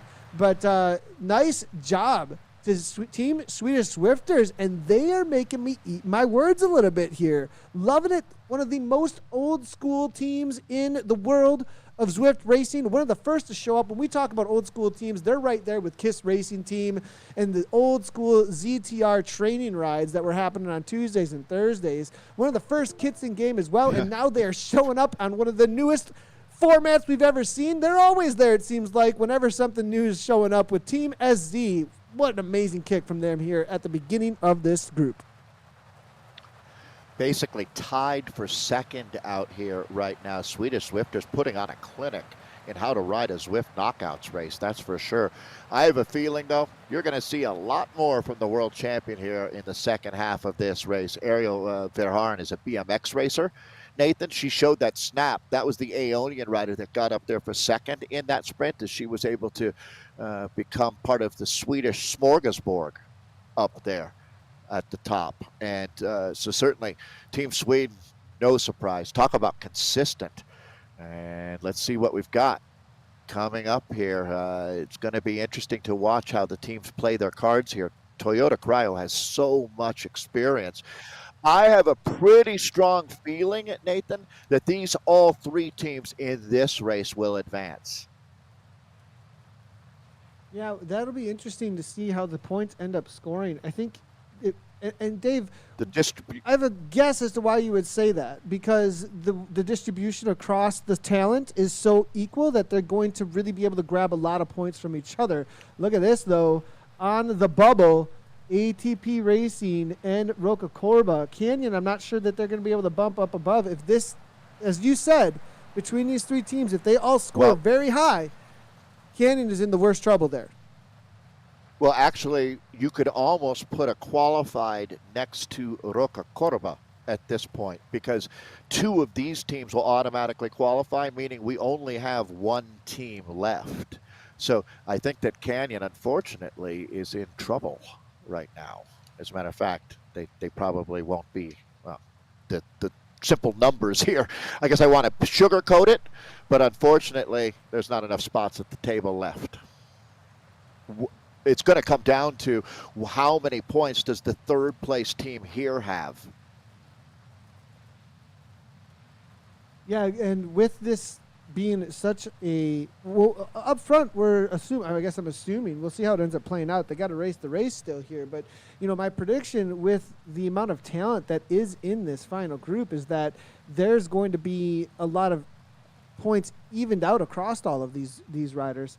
And so the qualification, you know, the final rider, though, team, they perhaps are going to be struggling a little bit more to battle for that final sixth spot to go, or the final eighth spot to go across to the next round, actually, with perhaps not quite as many points readily available, and not one team just off the back. Right, exactly. So, yeah, these teams are all in pretty good shape out here. But what a great opportunity to race as they go inside of 10K to go. Let's see what we've got. The next sprint is going to come up very, very quickly here. As a matter of fact, you can feel that in the group as the energy. Look at Los. Here goes Los. The world champion is hit out with authority. Now, this is a game changer, Nathan. When you see the Arkan Seal, that rainbow jersey, move to the front, that's going to have the alarm bells ringing. This group definitely changes its composure now.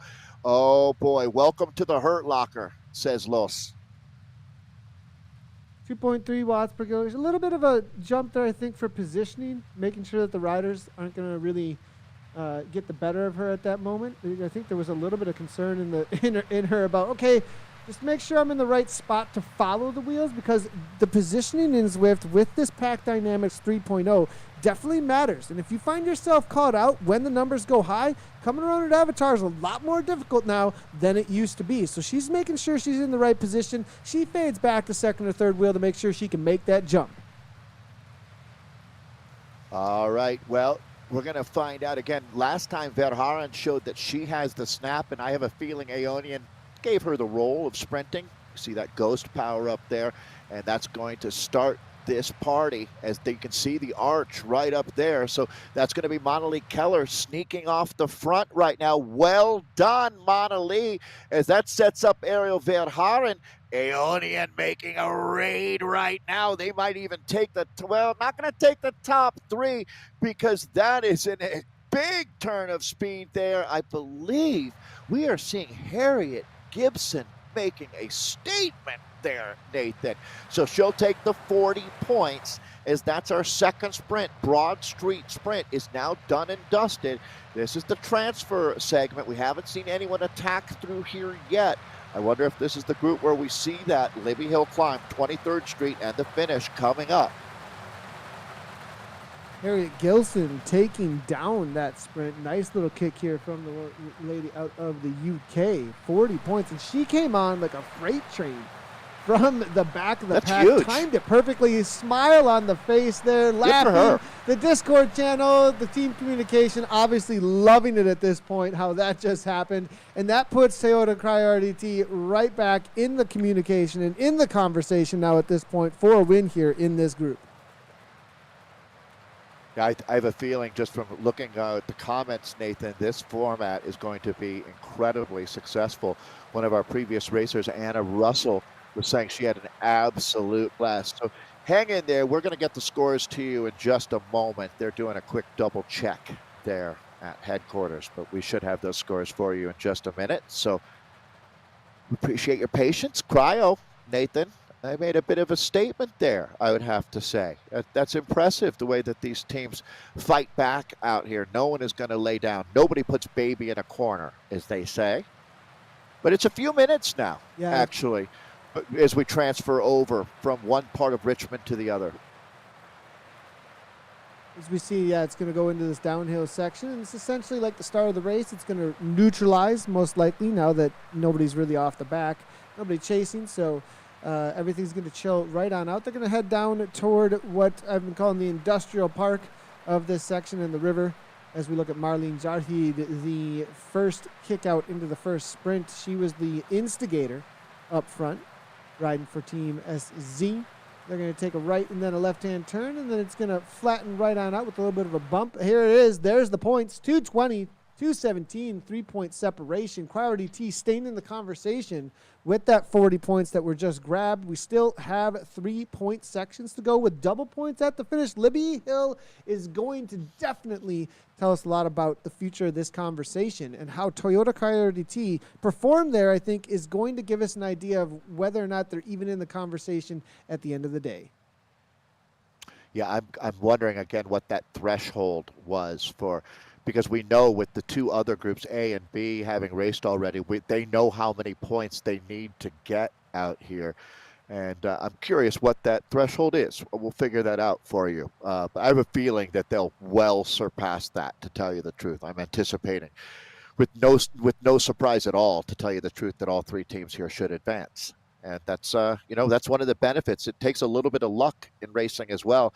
And certainly, I mean, just like in the World Cup in football, Nathan, the group that you start with, I mean, if you start with a group of death, obviously that's not a great thing. This is going to be one of the Toyota Cryo riders. She's been up there today, Joni Retzma here, looking quite comfortable right now. Certainly not out of her comfort zone, riding on the front. For the final team to get through, so again, it's 8 teams total. The top 2 from each one of these groups are going to advance, but the best 2 scoring teams are going to get through. Right now, it's 473 points to get through. So the bottom team from this group has to have a minimum of 473 points, or they are not going through. That is the limit. And so when these teams start crossing the line at the end of this race, every single position is going to matter. The top, coming over the top of that Governor Street, no matter where you're at in this group, is going to be a battle to the end, everything you got.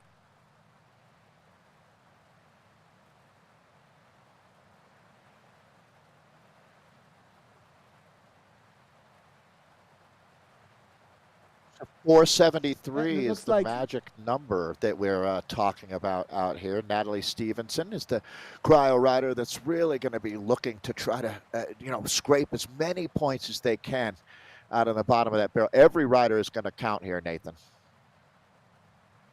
And we do see the calmness here coming from Sarah London. And she's got a couple. I love the bike setup here with the two fans obviously cooling off really well at this point. Talking about recovery a little bit as the riders do recover and make their way across the river. One of the best ways to recover well is having a lot of cooling on the body. The body essentially is like a CPU. You ever seen your computer slow down? Well, perhaps out in gaming worlds, and the reason why you want lots of cooling on a CPU, well, it's going to keep things nice and fast when it comes to the graphics and etc. Well, same with the body. You keep it cool, then you can keep the resources going where they need to, and that's to the legs rather than trying to cool things off with moving the blood elsewhere. So riders are going to be trying to keep as cool as they possibly can. That's why you always see these big, huge fans, as well as fans literally built into some of those smart bikes. So cool to see the technology that we have now for the indoor racing scene. Joanna Redsma now to the front with a steady 3.8 for a second there. That's not so much a recovery. That's jumping more into a steady state zone, I would say, for these ladies. So it looks like Toyota Cryo DT, they've got 3 bodies toward the front here. Now 4. Looks like they're setting up to try and put their riders in the right position to attack from the front. Yeah, absolutely. You got to love that. It's really, there's nowhere to hide in such a small group, and that's part of what makes this knockout racing format so exciting. As these teams, I mean, right now, Toyota Cryo is still in the hunt. One thing that you can do here is ensure that you're going to advance, and that's by getting up into the top 2. That's obviously going to be your safest bet, as these teams now, though, clearly evenly matched out here. This group, I would have to say, the most parity, I would say, in Group C. I expected Aeonian, and maybe we might see Aeonian start to stamp their authority out here, Nathan, with the talent that they have on this team. I'm surprised it's as close as it is, to tell you the truth. They had quite a run. I mean, not only is the world champion racing for them, but in the previous premier events, they were absolutely in fuego. So I'll throw it back to you as things are going to start hotting up. We're running out of real estate here. The third and final of our knockout races here on Zwift, as only 2 teams can guarantee that they advance and punch their ticket. So everybody's still fighting here, Nathan. Reitsma to the front. Coming out of the Netherlands now, taking over. Keller follows the wheel very closely. Aeonian marking it, but our world champion, Luis Adagis, now hasn't really punched any tickets as of yet. Doesn't seem like she's burned too many matches yet, Dave. It does look like she's kind of been holding on, and perhaps she is looking for these final attacks over the top. We know with winning that world championship, she has that kind of effort for those last little punches over the climbs, and she can suffer like no other. Are we going to see something similar? And here we go. It is that second to third last corner on this cobble climb into that 8 watts per kilogram coming from Luis Gadagis. I think she's going to start rolling right on through, but it's Swedish Swifters and Toyota Cryo DT. But here comes the world champion right over the top, and that's why she wears the rainbow jersey. Is she going to walk away? Something similar from the last group we saw, 7.8, 8 watts per kilogram, and she's doing just what she needs. It looks like she knows that this group is going to stick together, and she just kicks it over the top and makes sure she grabs the points. No continuance, just says, no, I'm going to bump myself over first and then back on off and use the group. What a KG, what a smart rider. I think she's just going to do that again and again. Aeonian had 3 other riders up inside the top 10, so that was definitely not just the first rider over the line with Los Adagis there, but I think that they had the reinforcements that they were looking for. Got to give Joni Reitsma credit. This Dutch rider's been phenomenal. We're in with the Scottish rider, Natalie Stevenson. Natalie's got quite a following in the Zwift community, that's for sure, as she's been a cornerstone on that Cryogen team. And this is going to be, again, taking a look at the updated total here. The magic number, that 497, as the way these points are so evenly distributed, Nathan, it's good for everyone out here on course right now. Toyota Cryo with 284 sitting in third, but not that far behind Team Swedish Swifters, who are in second, with Aeonian starting to move away a little bit here in our lead with 340 total points. Now, Stevenson with that attack, it is going to be 473 points is what Toyota Cryo DT are going to be going after there. And Stevenson with that interesting attack off the back, actually, and not going to be holding on. It's actually going to be right to the front. Marina Arce now, almost 10 watts per kilogram. Is Marina going to be able to hang on? Aeonian, again, looking to try and really put their stamp on this, but it's not going to happen. Darlene comes over to the top. It is going to be Marlene with putting Team Swedish Swifters back into the top of this conversation. We did see London there as well, but that's not going to be quite the points they need to take over first place. 4:14, but they are distancing themselves from Toyota Cryo DT and putting them maybe out of the conversation, because I'm not sure the points are going to be available at the line. It's going to come right down to it for Toyota. Well, it will, but kind of doing the math right now is we only have 15 riders here. So if they finish all 5, yeah, they're in good shape. They're definitely in good shape to advance. As a matter of fact, they've done enough by my estimation here. So, but they're certainly not going to want to lay back right now. It could get a little bit better for them as they've only got one rider sitting up in the top 10 as we make our charge to Governor Street here. Swedish Swifters did themselves a nice favor there by putting a bunch of riders up inside the top 10 there on 23rd Street climb. So that's our 4th and final regularly scored points sector there. Double points coming up at the finish now.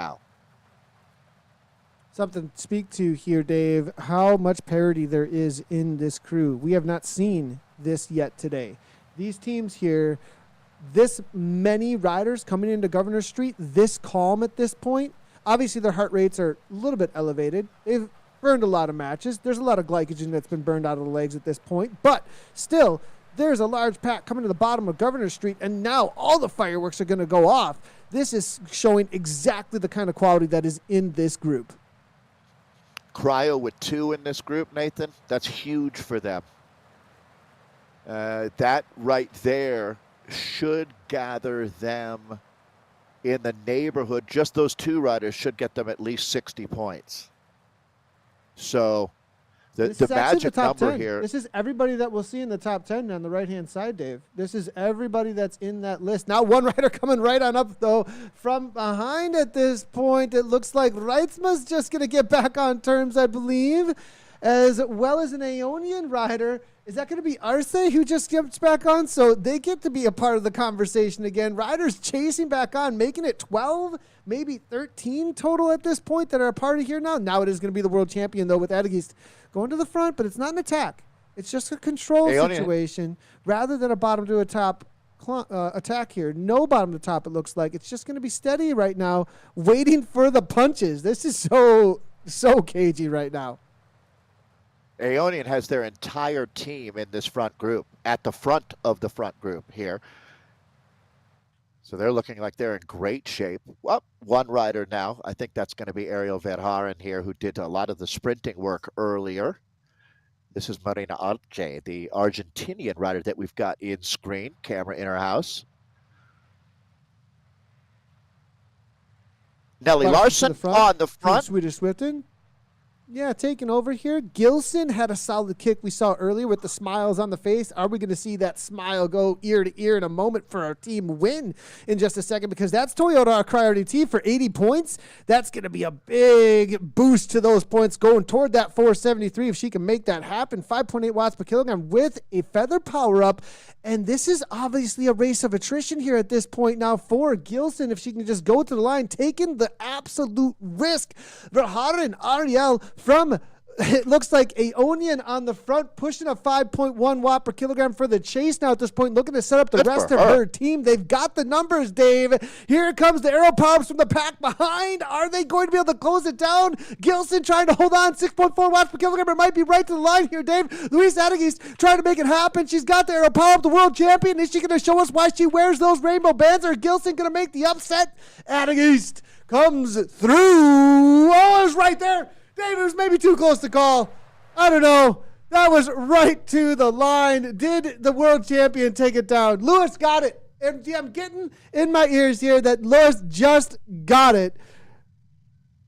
And Toyota Cryo DT at 530 points make it through right to the men's race, Dave, because they're jumping out on course, I believe. All right, let's take a look at the teams that we've got. We'll start with Group A out here. The Norwegian squad Kalish ESRT presented by Wahoo Burke, and then Avis. That is the former BZR team. And you'll recognize some of those names. World Elite Zwifters, a well-established squad. Restart Racing, also a team that has OG roots. And then a breakthrough team from the community, Hexagon. This is a mostly French team, Hexagon, presented by Saris. That's Group A. Obviously, 5 teams in that group will be following the same exact format as the women.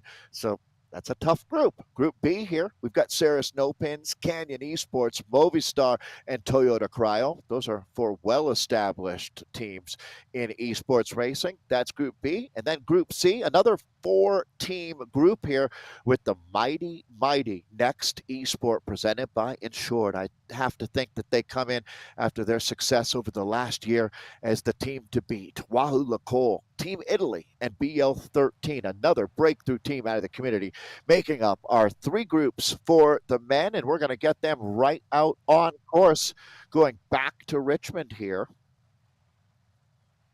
Looks like we've already got an attack from Avis.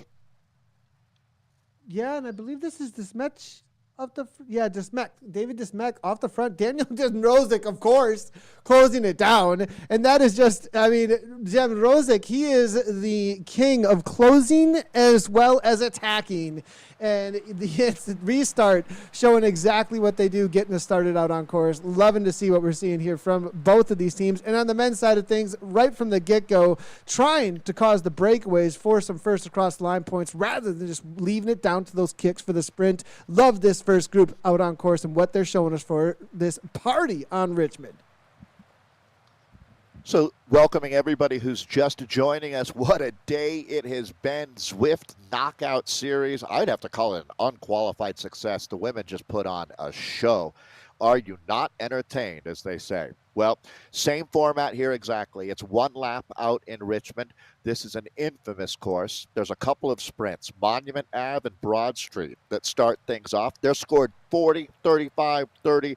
The points are massive out there. We're going into that first sprint already out here. So this will be a great example of who came to play. Same deal. 2 teams advance. We've got a ghost off the front. I think this is going to be Bjerkset attacking here, one of the Kalish riders.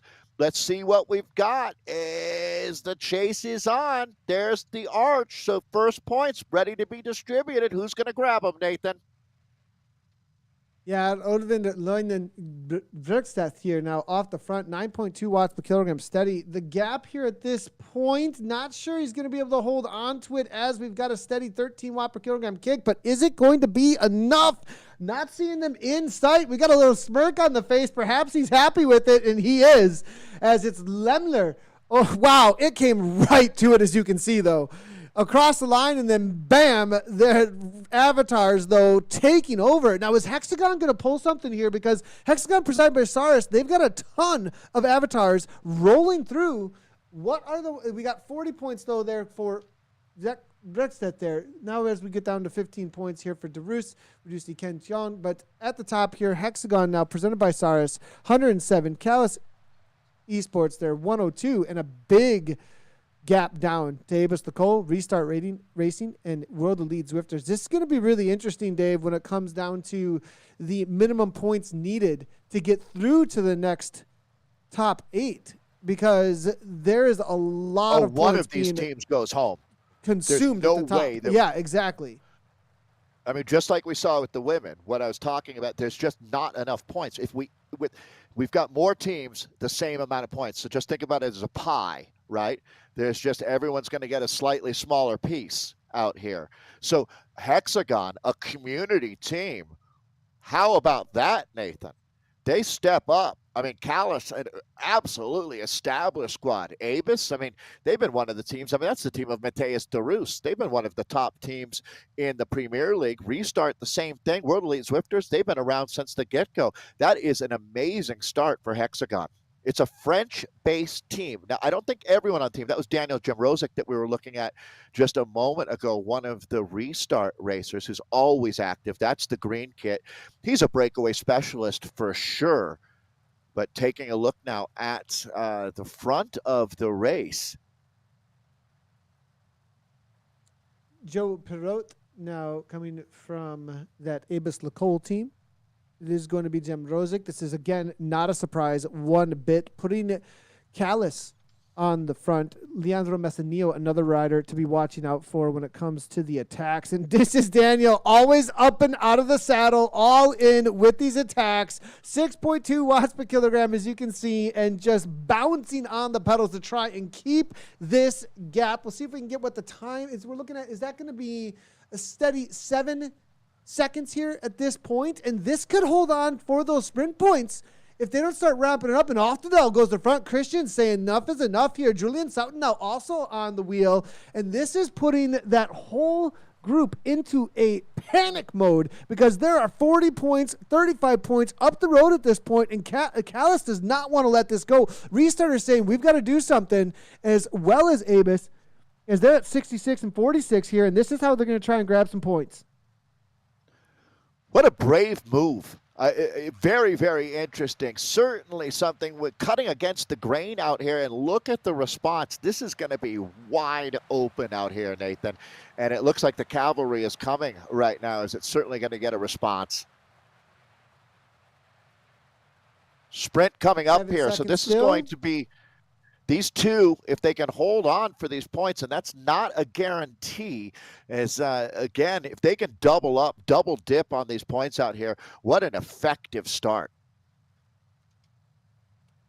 Joe Perot here now, 6.2 watts per kilogram. They're working together very well to hold on to this 7-second gap, and this might just be done when it comes to these sprint points because the Chasers, I think, are racing for the second place position across the line. I think they've said enough is enough. We can't grab those points. They're 8 seconds up the road. Let them have them because we've got to try and get what we can out of what's left because those points have sailed. It is going to be Daniel here leading it out. Now it's up to whether or not they get, oh, there's the invisibility. Daniel will know exactly what's going on, though. He goes ahead and jumps the moment he sees the avatar disappear. 11 watts per kilogram. Perot, is he going to come over the top? The drafting power-up, is it going to do anything? He has no idea where that avatar is. It's not going to happen as Perot comes on through.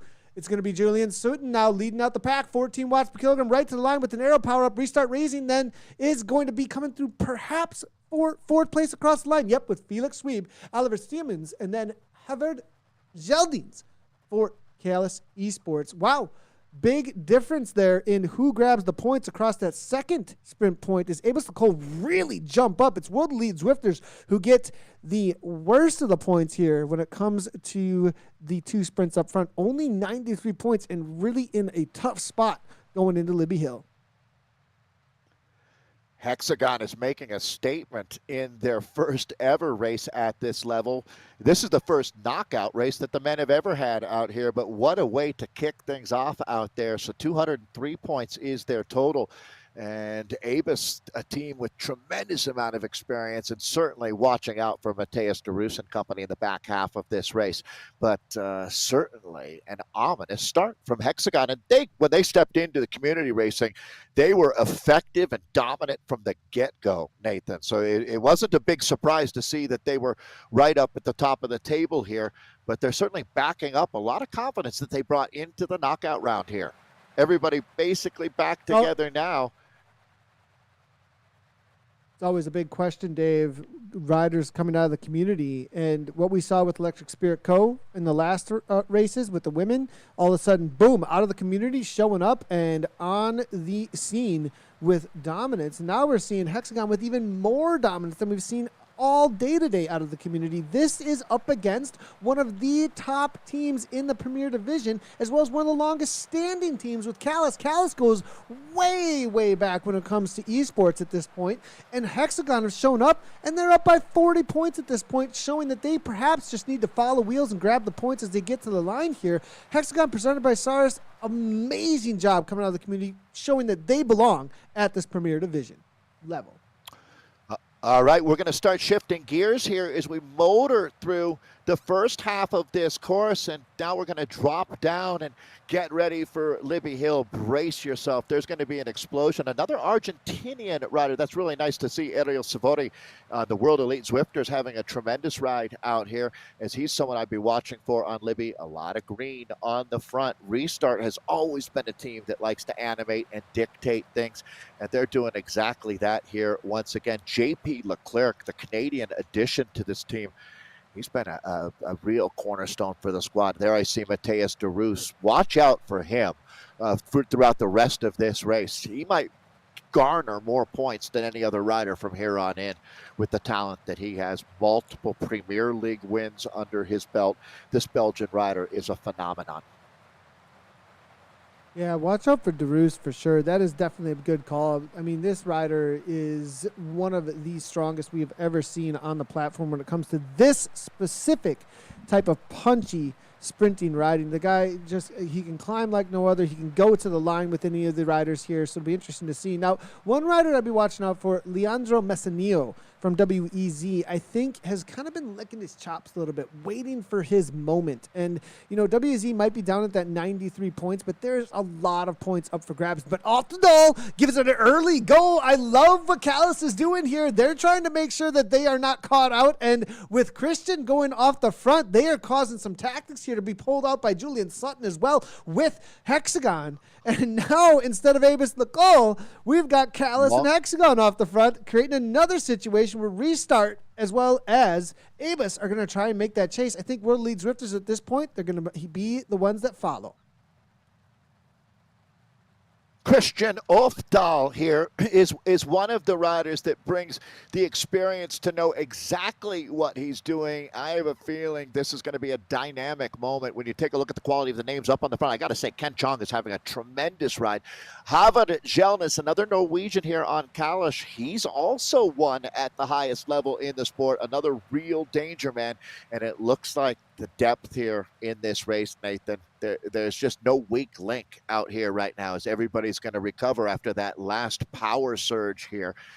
Hexagon continues to play cards aggressively out here. I love the way they're making a statement today. Odin now to the front after that little bit of a surge. I think that was just a carry through from WEZ. Helping to close that down for a moment. All the riders together waiting for Libbey Hill at this point. And here's Leandro Messinillo on the back. And I think this is him looking to pounce. 5.7 watts per kilogram, as we are seeing that 163 beats per minute. Definitely not into a threshold, but up into the tempo. Steady state at this point as he gets ready for his moment, I think, is what's going to happen here. In just a few, we will see, I think, Messinillo and the rest of this crew really start to separate themselves for those who are the punchy climbers. Then Rosic now to the middle there with Restart. Restart starting to close less to the front. Now it's going to be, though, Callis with Zeldins taking over. But everybody's still together here, Dave. Nobody really taking any kind of more risks. We got to wait a couple of more meters before we really see those attacks and hit the cobbles. With 3 more opportunities to get points, you don't want to overcook yourself here, getting too aggressive, going for points on Libbey, and then get shut out a little bit later. Well, actually, no one gets shut out. Again, the points go all the way through this field here, but they greatly diminish as you make your way outside of the top 5. So this is going to be Van Elst, as he's been another tremendous talent on this Abus team, and he's going to open up their account. This is definitely going to put pressure on other teams now, as Jem Rosic, who's been irrepressible out here today, is going to start leading the chase here. We're in cam, though, with Stefan Van Elst, our leader, as they hit the cobbles. He is charging it. Massive watch being thrown down. Here comes Tony Lemler, now trying to close down this gap, and another big talent, the German Felix Schwiebe. But Mateus de Roos is lighting it up here on Libbey. Here we go. Big points on offer here at the top of Libbey Hill. And this is going to be quite a moment for the Abus team as Van Elst takes top points. Lemler over the line second, and I believe that was Mateus de Roos coming through third. Felix Schwiebe in fourth. Havard Jelnes. It's a who's who up in our top 5. How about the ride from Ken Chung here today? It is full gas at this point. I don't know if everybody's going to catch the train right now, Nathan, as we make our way over to 23rd Street. It goes from out of the frying pan into the fire. Yeah, the question here now at this point, restart racing in World Elite Zwifters. I think off the back, look at Tony Lemner here looking to recover 182 beats per minute. The suffering on the face. Look at that. Just trying to get as much oxygen into the tank at this point here as Lemner here.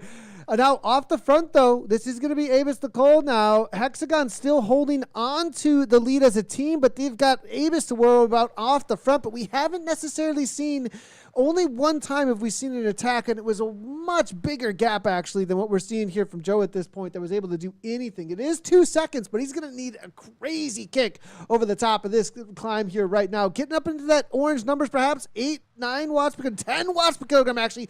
Joe Perut, and here comes Callis. They know how to ride and take that speed. Speed is still king out on Zwift. As off the dial and Jaldi, they look to try and bump themselves over the top of Abus and the Hexagon with these last-minute attacks here into the final 2 climbs. They were saving it all for the finish, it looks like here, as Callis Esports come over the top, collect 40 and 35 respectively.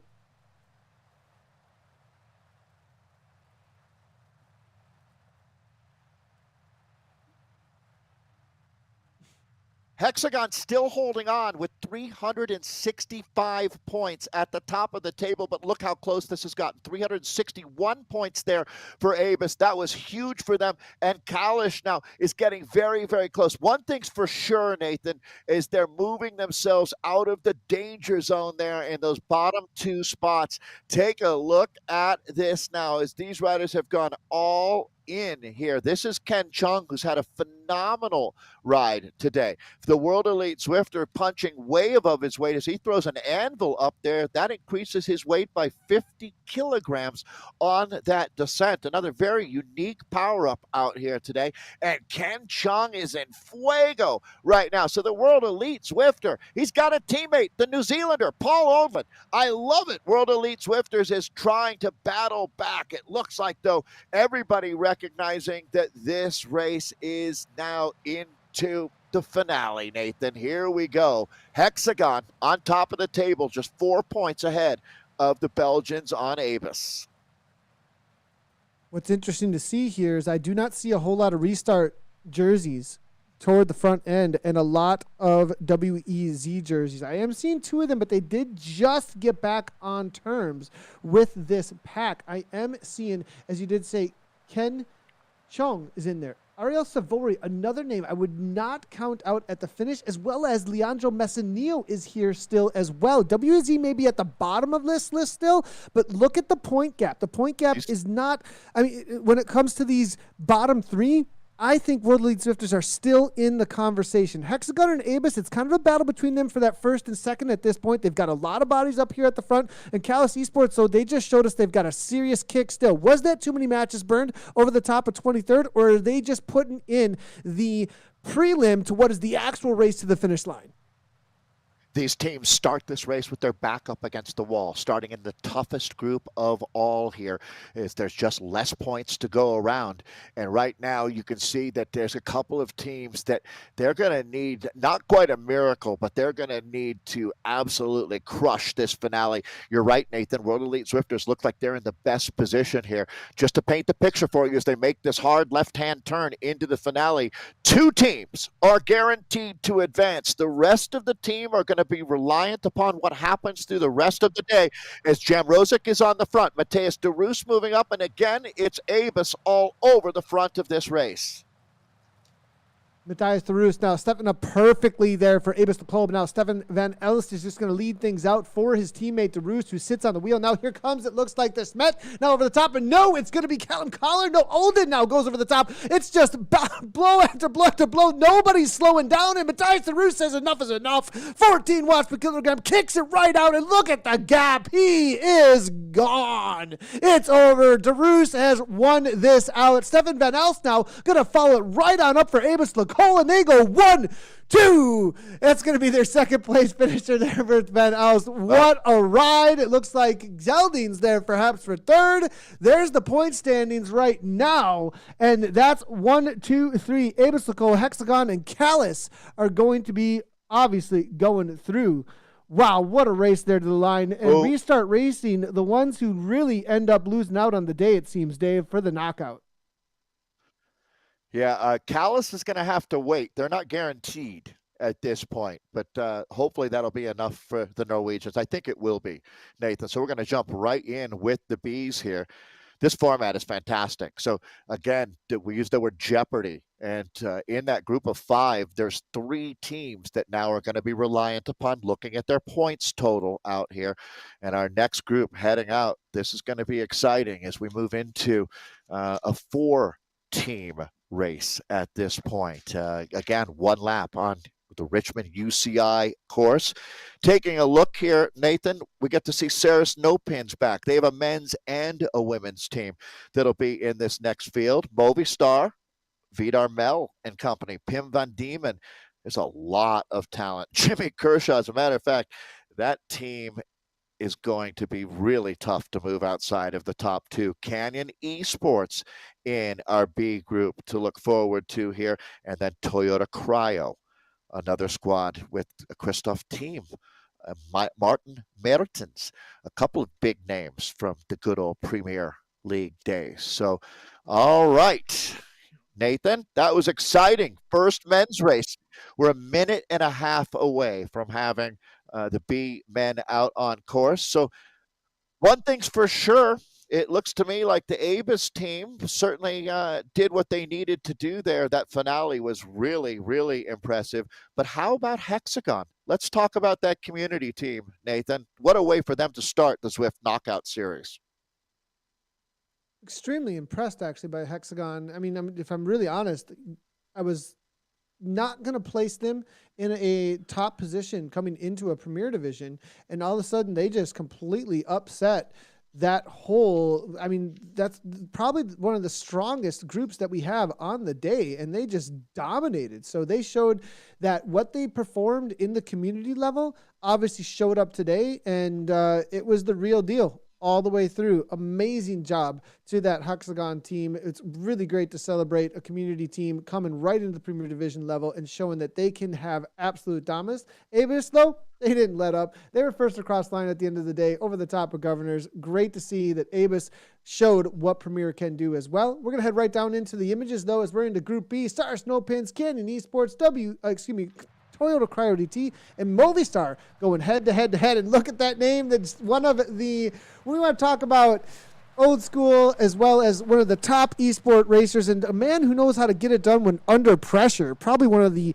most iconic moments in all of esports racing with Lionel Viasen is in here for Canyon Esports. Watch out for that, man, if we want to see some sort of crazy moves coming from Canyon Esports. Mako Volts on that Canyon Esports team as well. Another diamond level talent out here.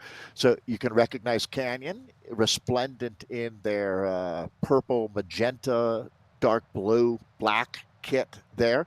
But this is Sarah Snowpins going off the front. David Talbot, he's relentless. So we've seen this play early. It looks like Canyon is going to try to cover. That's Movistar in the dark blue there in their very familiar kit. But David Talbot has hit out for the prairie here in the early going. Richmond, UCI World's course always brings out the best, Nathan. Really interesting move here. Now, this is kind of David Talbot's wheelhouse. They do this all day long in the community races. They do this in the everyday pickup races as well. I race with Sarah Snowpins often for some training races, and these guys, they just send David off the front over and over and over again. I wouldn't be surprised if this is his job today, to just wear the rest of the teams down, take some sting out of their legs, and make it so that the rest of their team can come over the top. The other thing is that Sars Snowpins at this point in their Premier Division, they are a little bit more of a grinders, race of attrition type team. They've got a really high FTP team. Gavin Dempster, Mike Cuming, Matthew Corbo, John Yance, as well as Aaron Cole. I mean, these riders are most definitely the type of riders that you would want to put into a team time trial together, and they will dominate in a team time trial. Now, when it comes to punchy sprinter points, I think they really do need to do something like this. They need to send riders off the front to try and loosen up the legs and really soften the legs of these other teams so that they can really make something happen or even get a breakaway situation formed with Sars no pins. Pim Van Diemen to the front. I see Gavin Dempster, the Scottish rider, up there as well. Two very familiar names. Nathan, this race has a different feel to it, I must say. This one looks a little spicier. You know, at a Thai restaurant, they ask you how many stars you want or how hot you want it. I think this is a 4-star that we've got going now. These teams are going to be incredibly active, and there's an attack going over the top with the legend himself, Jimmy Kershaw, here. Oh, this is going to be unlike anything we've seen so far today. And Movistar making a real run at it, Nathan, trying to grab some early points out here. This is as gladiator as it gets. They're in the Coliseum, and Jimmy Kershaw is saying, are you not entertained? Pim Van Diem is there as well. Movistar going off the front. They are putting on a show for us. If they don't go through, well, they definitely can say, well, we made the race out here today, that's for sure. Bart Van Den is there as well. Martin Martins is trying to go across for Toyota Cryo DT. And what I love about this is that almost every team is getting involved. That first attack was completely covered by Canyon Esports and brought the whole group back together. Movistar just goes right over the top. I'm loving this. No team sitting in and everybody just putting their chips on the table right from the get-go. They've all got pocket rockets, Dave. You're absolutely right, Nathan. This is going to be a Machiavellian chess match out here as we've got now Michael Kaminsky for Canyon covering that move. Look how this is strung out. We have not seen a race look like this one. Vidar Mel, the Viking from Norway here for Movistar. All of the riders on Movistar went through a very interesting process, a fun process to join Movistar's esports team, and they've really been making the most of it. I see that Martin Mertens is right there, but Lionel Viasen, Nathan, he must pull the most water of any rider out here as far as experience and talent, racing IQ, and just legitimacy. But it's going to be Mike Cuming here hitting out. So, Saris, Nathan, you're absolutely right. They brought a game plan here, and it was to tenderize this field early, it looks like. Yeah, Cuming with that invisibility power up, using what they have in their arsenal. They got a power up perhaps that they're thinking, oh, do I want this invisibility power up? What's it going to do for us? Well, you got to get rid of it either way. Might as well use it to try and soften up the legs of the bunch here at this point with 4 seconds and only, I think, about 500-600 meters to the sprint point at this point. With Miguel, I mean, none of these riders are going to want to make a chase. They're not going to really want to try it. Well, we are seeing it looks like Movistar, perhaps with Miguel being the rider that they're going to put on the front and say, no, this has to come back. We'll sacrifice a little bit of energy for this. 4.5 watts. It's out to 6 seconds. I think Mike's got these points. That's a big win there for Sars No Pins because they are not a team, in my opinion, that have the type of sprints that are needed up against the rest of this crew. They're going to go ahead and grab these points. Big win for Sars No Pins right now when it gets to get some points initially on the board. That's a beautiful thing about bike racing and this new format. These teams are still going to be figuring things out here. And we talk about cutting against the grain. Well, Mike has done a tremendous job of snatching the 40 points here. That's huge for Saris as they put themselves in really good position early, taking a solid first step here. Monument Ave and Broad Street are two decidedly different sprints than what we've got later in the race. And there you go. The swarm is happening as Mako Votes and company taking back over. But Saris, let's see how that all worked out here. So all of that effort puts them in at third, but still right in the mix now. As do we have a little bit of a split? I'm going to imagine this isn't that big of a gap, but there you go. It's all being welded back together as Kaminsky up on the front here, the Polish rider on Canyon, such an international team. There's the Viking himself, Vidar Mel, on the Movistar team. He used to race with the team we had in Group A, the Kalish squad, and he graduated up to this powerhouse Movistar team. Actually, Kalish, a powerhouse team themselves here. All in all, Nathan, it's been very, very active. but no one team has put their foot on the throat of this race yet. What I'm loving about this is that head-to-head, that foreshadowing we might have right now with Vidar Mail, maybe going up against Callis in the future here in some knockouts as well. And we just saw Vidar come through for second place and win those sprints. He's obviously one of the strongest riders we have on the platform. Vidar Mail being picked up by that Movistar team as they went ahead and made an esports team. Now another attack going off the front here. Here we go. It's gonna be Cyrus Nopin's David Talbot. I said this is going to be his job all day long. Soften up the legs, counter it with somebody else, and grab points in the non-traditional way that we have seen today. They're still grabbing points on the flat sections of this course where they might not be the strongest if you're playing the Splinters Playground. They said, let's head on over to the monkey bars. Forget these swings. We're going to do it our way today. I love that. Untraditional is exactly right, Nathan. I don't know in other nations around the globe if they'd be familiar with the Energizer Bunny, but it's an American, I guess they don't even really run them anymore, but a battery ad. And it basically just a battery that cannot be worn down. And this man would be our equivalent of the Energizer Bunny. He's got the right color, that's for sure. It's the right time of year. And David Talbot is having a huge impact. It's going to be Bart van Eekhout coming up now. And Eekhout is going to maybe grab the top points. David Talbot doesn't look like he's throwing in the towel here, however. Vidar Mel leading up the chase. He's about 4 seconds back. He's got his teammate Jimmy Kershaw with him there on the Movistar team. They're the team that's getting caught out for all intents and purposes right now, as this is a strong two-rider move. We saw this work in the last group, actually, and it was a little bit of a break there with Jem Rosick when Restart, if we remember. It's going to be Jimmy Kershaw, though, from Movistar. Movistar, they are willing to put the work in for their sprinters, it looks like, and I really think that has a lot to do with the reality of Vidar Mail being in there. Vyasen now, Nick Hurd as well, looking to close that down for Canyon as well as Toyota Cryo DT. They do not want to just let this go up the road, but it is going to be Bart van Eekhout here with the right-hand turn in just a moment. 600 meters to the line for this sprint. It's only 2 seconds. It's been shut right down. Jimmy Kershaw makes sure that their men are able to take down this sprint. Cover and kill. That's been the name of the game out here. Timing this one, well, I was going to say perfectly. Will Kershaw swoop through to snag those 40 points because Talbot is irrepressible. David Talbot fighting back for Cyrus Nopins. Man, this guy is all heart, and Eekhout also not done.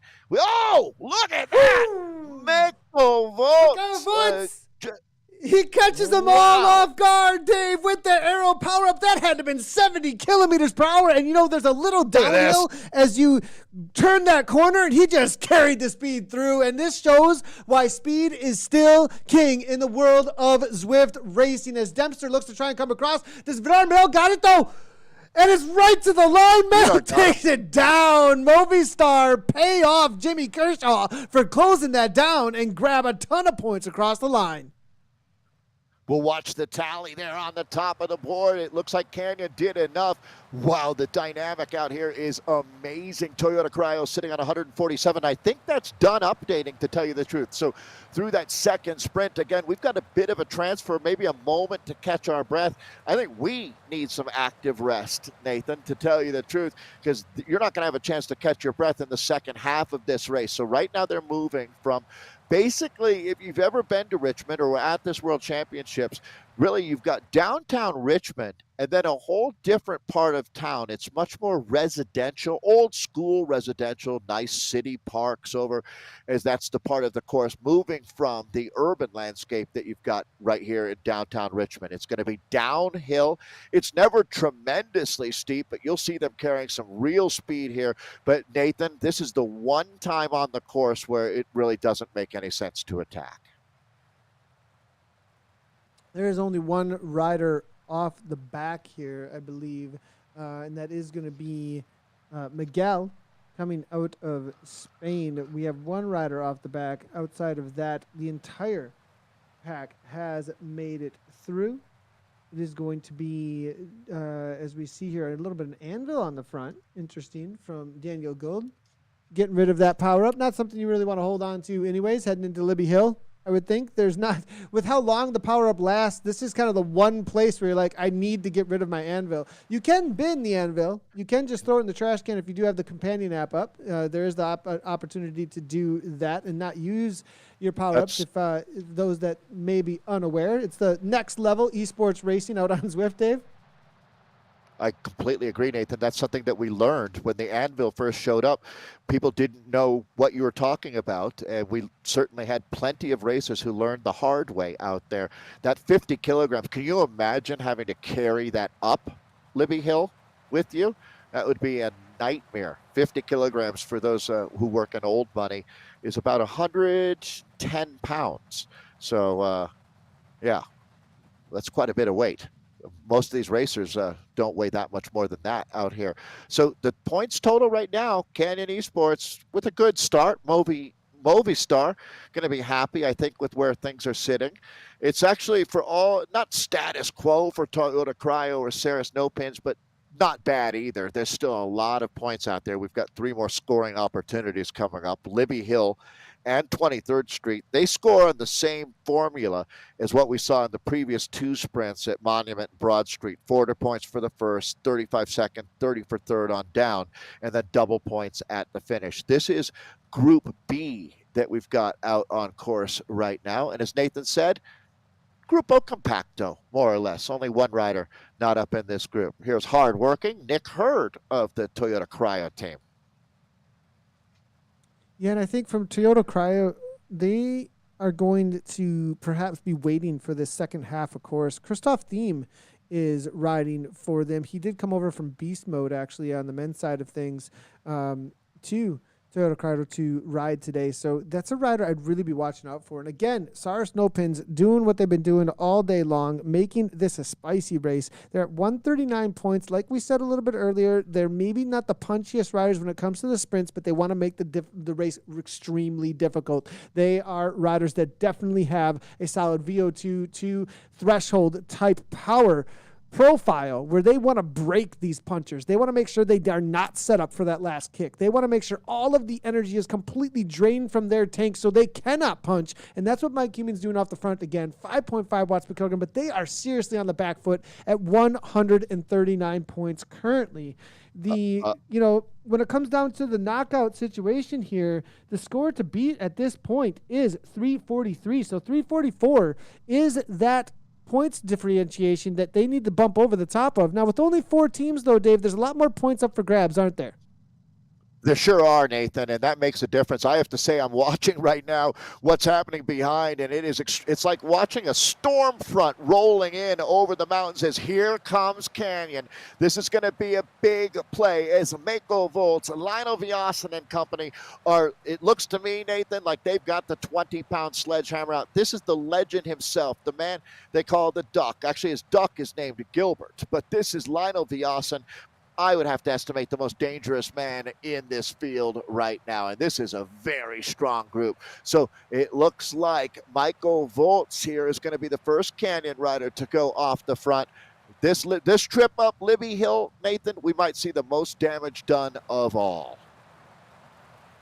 My question at this point, at 8 seconds, Dave, 6.1 watts per kilogram, 7 watts per kilogram, depending on what Mike can do over the top of Libbey Hill. Does he hold on? He's going to hold on to this. The kick is going to be so insane. I mean, they let him go to 15, maybe. 10 seconds can be closed down at the kind of pace that they're going to hold over the top of this. Mike now backing up to 3.9. Is he doing that maybe to just... I mean, it's really interesting to see what kind of speeds differentiation is going to happen here. If Mike can bump it up is going to be the question. Where is he at for his threshold now at this point, though? At 139, this is a great risk to take if you really think you got to start hitting out to grab as many points as possible, and he doesn't think he's going to be involved at the end. Not a bad move here from Mike. Yeah, I would say right now, Nathan, I think he's going to make it, to tell you the truth. He's continuing to throw more watts up, and the chase hasn't quite activated yet. There it goes. So this is the tipping point now, and he's not even onto the cobbles yet. So it's going to be tough to hold on to 11 seconds here. Watch how that comes down. This is all data. I love Zwift so much, and one of the great things is this right here, how closely you could follow the race. You can see like the watts being made are massive here. That's his teammate, David Talbot, there coming forward. But Vidar Mel now up into some big numbers, approaching 8 watts per kilo here. And the gap coming down under 8 seconds now as they're on to the cobbles. That's Cryo all over the front out here. Eekhout, the Guveris, Nick Hurd. Let's see what happens here, Nathan. It's down to 6 seconds. Yeah, I think they're going to get him, actually. Look how quickly they shut that down. Canyon on the prowl. Yasin over the top easily, it looks like here, with the feather power up and that steamroller on the cobbles here. But Mike Avoids can't even take over the situation at the front, as it's going to be the Doug Klein of Yasin himself. 1-2, Canyon Esports. It's going to be Martin Martins here coming through for Cryo RDT. That's a big pickup here for points that are desperately needed for Toyota Cryo DT. Big moves being made by them in the back end of this race, and I was kind of expecting that from them, that they were going to wait for this second half of the race to really show their cards. Movistar E-Team are going to have to start stepping up a little bit, because I think they're a little bit more of that sprinter setup type team. Cryo DT, they might start taking over that second place position. They've got 23rd and Governor to prove it. Double points at the finish line, but Canyon Esports in a dominating position after Libbey Hill. So, Nathan, one of the things that happens at the front of the bike race is that's where you see the action. But to tell you the truth, in knockouts, the action is everywhere you look. And coming out of that first race, Group A, and that was the group that had 5 riders here. So the magic number right now is 344 as far as points go. If you can get there, you should be safe to advance. Obviously, the top 2 teams automatically moving on, and this is big here. I'm going to throw it back to you, Nathan, as we're on to 23rd Street, and a lot of the ghosts are being used right now. And it looks like Mikkel Volts here for Canyon. Is he going to do enough? It looks like Pim van Diemen wants to shut that down. Movistar, regulators mount up. Movistar moving to the front with Cryo, Nathan. This is going to change the table on top. Wow, that was neck and neck, and I thought Canyon Esports had it. They led things out, but next thing you know, 2 riders coming in from Cryo RDT, then Movistar take over as well, and it's going to be now all up for grabs. These double points at the line are going to be everything for this finish as to who wins this group, because the spread is hardly anything, and there's plenty of avatars still, plenty of bodies left from each one of those top 3 teams at the front right now, and Toyota Cryo RDT really showing their muscle over the top of 23rd, and that they still got plenty of kick left in the tank with 1.9 to go. Look at the suffering, though, on the face here from Bart van den Eekhout. This is, trying to bring that heart rate down. I've been here so many times. This is the run into Governors, and you're just hoping right now in the back of your head that they're going to back off enough for you to catch just a little bit of breath before what you know is going to be the hardest 3 minutes of your life. Look at how many Toyota Cryo DT are left, though. Christoph Thiem is still here. We've got Van den Eekhout here as well. We still have Martin Martins and Christoph Thiem. Nick Hurd is here as well. Their whole team is still involved. This is huge for them. They can take this out outright if they get enough across the line in the top 5 to top 10. Our top 3 teams here are in extremely good shape to advance. Even if you don't get into the top 2, you've already got the points that you need, basically. And that's not even factoring in all of the points that are waiting at the finish line. The team that's really in trouble, taking on water right now like the Titanic, is going to be Sarah Snowpins. Even though they've had Talbot coming up there making these big efforts, they haven't been able to stack up enough cordwood behind them to get the points that they need. So unfortunately for Sarah Snowpins, it's going to take a miracle at this point. They don't have the riders. They don't have the numbers up in this front group right now. They definitely got to do something here if they can. I mean, what can you do, right? I mean, their back is against the wall here.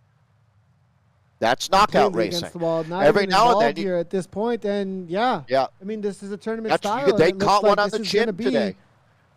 Yep. Yeah, exactly. Nothing but boxing gloves, it looks like, for Cyrus Snowpins, as or maybe even like MMA cage fighting at this point. I don't even think this is boxing. This is cage fighting. They're knocked out, it looks like, at this point. I mean, the reality of this situation, depending, though, I mean, we did have 3 6:44 was the minimum. They could grab a lot of points yet still here, Dave, perhaps. But Canyon Esports here now trying to defend their 4:08, but no, it's going to be Martin. Martin's giving it a very early kick. 5 seconds over the top of this. This might be able to happen, but it all depends on what kind of speed he can carry to the line. There's still a solid 400-plus meters here that he has to go. Nobody in the draft, as you can see here, but Pin Van Diem here trying to lead things out from Movistar. Actually, he's got a 2-second gap, so he's just trying to close it right on down. This is a sprint of attrition, not a group. And this is not a surprise. The German rider Martin Mertens is one of the classiest riders in esports right now, and he's showing you grit and determination, turning himself inside out right now. Again, I'm not saying it's a moot point, and there's always going to be pride amongst racers to take that outright win here, but the points total tells the story. Canyon Esports and Movistar in really good shape, and Toyota Cryo also in tremendous shape here. So this will be, I expect, 3 teams moving on. That's if I had a crystal ball, that would be my guess. So this one is done and dusted. Group B, tremendously active. I think of all of the women and men's races we've seen so far, Nathan, this one was the spiciest out here today. And to be fair, Saris No Pins, they threw their punches today. They didn't lay down. But we're going to have one more quick break here before we bring our final group, Group C, in our men's race back out onto course. Nathan, I don't know if you've been able to look at any of the social media feedback here, but it sounds like people are really enjoying knockout racing. It's been so much fun. I have a feeling this format's going to be around for a long time. Yeah, we have that feature in the community, the heroes of the race. And, you know, even though Saris No Pins didn't end up with a whole lot of points at the end of the day, I would still give them an award. I mean, they made so many attacks. At the end of the day, I would kind of give them the heroes of that group because they just kept on attacking and played their cards with what they had. Sometimes you've got to take risks in order to play to what kind of talents you've got on the table. That's what they brought to the table. They played it as they could, but on this kind of a course with the kind of punches you have on the back end, Libbey Hill, 23rd, Governor followed by that. The reality was, it looked to me like Movistar strongest on the day. We'll have to wait and see what the actual points are at the end of the day, but I think Movistar really showed why they are a top esports team right now. I think it's really fun, Nathan, because I'm starting to think, who is going to win this one outright? Who will be the last team standing? Now, and I would say, don't sleep on Cryo either. I think there's a lot of talent on that team, and I think that people are underrating them right now out there. And isn't that awesome? That's why we make them race this race, to find out who's really got it in the heart, the legs, and the head out here, as there's a lot of tactics at play. Racing in these smaller groups is a challenge. None of these teams have raced in this format before, and I truly think that riders who have a little bit of experience on the track have got a bit of an advantage. So, folks, thank you so much for joining us here today on Zwift. It's been a blast, and we've got one final main event. We've had 5 great races already today, so let's jump right in and join the 6, as we'll have a chance to introduce to you the gladiators of the road here. It's one lap in Richmond. This is Group C that they've assembled, and they have spawned and are out on course. And Nathan, there's the familiar Wahoo LaCole kit leading them out into the top part of the course, our first 2 sprints. And who better than Teppo Lorio? And, of course, Teppo, right from the get-go, pushes 6 watts per kilogram and says, I'm just going to get a little bit of a warm-up off the front. They might just let him roll for a little while here. We'll see what happens. I mean, who's chasing? It looks like Ashton Lambie from Next presented by Insure goes to the front, but that's only a 3.4 watts per kilogram as Teppo just continues on. Daniel Turk now taking over, it looks like, and that's a good move there by Turk. I think he may be a workhorse for Next Esports presented by Insure. You know, that question, I love that question, Dave, about who's going to win the war. This is battle after battle. As long as you end up getting through the battle and to the next one, you're still involved in that war. And I think the reality here is that between these riders, I really think that they're going to go back, lick their wounds a little bit, figure out what happened, and bring a new strategy to the next race. So Daniel Turk now off the front, 6.1 watts per kilogram. Ricardo Paniza now, Teppo Lorio now, it looks like being brought back into the fold, and Ricardo going over the top. 2 riders now with a little bit of a gap, and that looks to be some determination to make something happen here on Daniel Turk's face now, as they are at 6.3 watts per kilogram. That is one focus bike racer, no doubt about it, and he's going to make a statement in the early going. So for those of you just joining us, we've had a tremendous day. There are 5-point scoring opportunities out here, and the first one comes up very quickly, Monument Avenue, where there'll be 40 points waiting for the first rider over the line. So that's what the knockout formula is all about here. We'll be down to 8 teams. For our American fans out there, it's similar to that NCAA basketball tournament, the brackets where we just eliminate.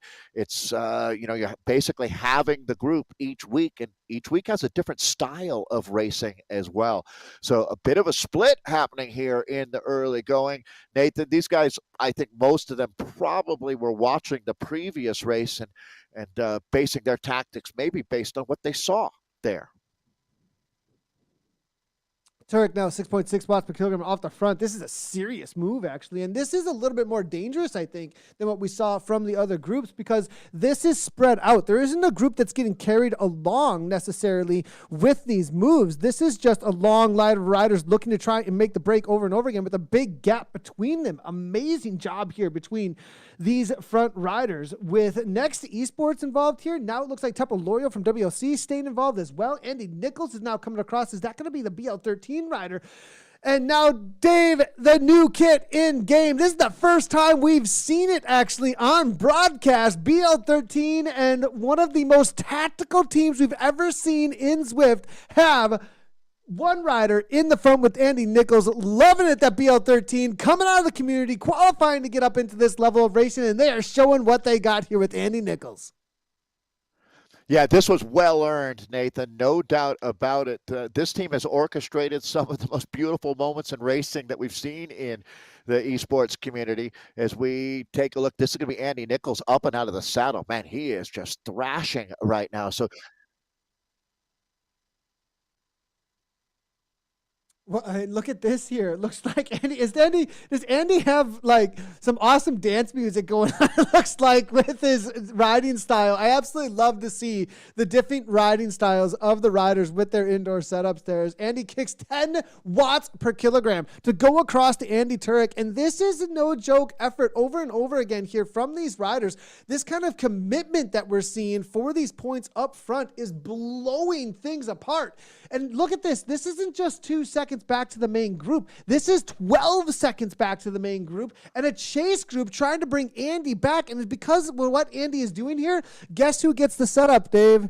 The qualifier for the World Championships coming out of the community, who qualified through the community. John Brun is here, and that boy can sprint like no other. And he's sitting in while his teammates up the road making the rest chase. And Teppo, though, closes it down. Watch out for Brun, though, because he's got quite the ride on that freight train from his teammate. Yeah, Jay Brun, no doubt about it, was the revelation of 2022. As making that American Worlds team was huge, and he continues to impress out here. This absolute legend as we make our way into the sprint, Teppo Loyo. So Nathan, big points. Let's start setting the table here, as it's only one lap in Richmond, and this is a big opportunity to get off to a good start here. And we've got a real mix of teams. There is Jay Brun there. He's got his another teammate with him on next and short. It's great to have Ashton Lambie, the reigning world champion, racing with us, the IRL world champion in the individual pursuit and the world record holder. But here's your sprint. I'll throw it back to you, Nathan. Nichols now takes over 11 watts per kilogram with that steady, or that really quick spike of watts per kilogram coming from that feather power, but I'm not sure it's going to be enough, as we do see Brun 17 watts per kilogram. That's what we're talking about. That's the sprint that won the qualifier into the World Championships, and we might just see that over and over again. 40 points for next, presented by Insured. Turret comes on through, bumps it up to 66 for them. It's going to be Luca Zanasca coming on through for Team Italy. Andy Nichols for third there for BL13. Panizza for Team Italy for 23 points. And then Teppo Loyo from WLC. WLC in a tough spot right now, and I'm going to say that because they only have one rider in this break, It's 25 seconds, Dave. We've seen nothing like this from any of the groups so far. The final group might be the one that comes right down to the wire on any kind of catches, or the most exciting as far as breakaways go. And Teppo says, well, if I've got to be in this situation and my team isn't going to chase us back down, I might as well go off the front, because WLC as well as BL13 are the losers in this situation, in my opinion, or at least they lose out the points, because there's two up the road that might be able to outsprint them every single time from Italy and next presented by Insured. This is a tough spot for WLC to be put in after Teppo initially instigated it. So, yeah, if I was Teppo's director, I'd be telling him to sit on. He's got two riders there from Next and Short, and they're certainly going to be looking to make hay while the sun is shining. Now, this is unbelievably good for Next and Short right now. They're definitely going to be picking up points here at the next sprint point. Nathan, we should talk about the legacy that Next coming out of the community. They certainly set esports on fire when they joined the Premier League, and they haven't looked back at all. So this is going to be right now a huge moment. The gap has gone out to 30 seconds. Here's what's different about this race versus a standard bike race is, okay, you got a breakaway of 5, and typically you'd say, well, with the big peloton, it's going to be hard for them to hold them off. Well, the chase group, Nathan, is only a little bit bigger than the breakaway, to tell you the truth. With the limited number of riders, we started with 20 riders, and you know that Next won't be chasing. I wouldn't think World Elite Zwifters will be chasing, and that's why I'm saying for Teppo, maybe sitting on would be, and he is doing that now. The score to beat, 434. That's the magic number for the third and fourth team.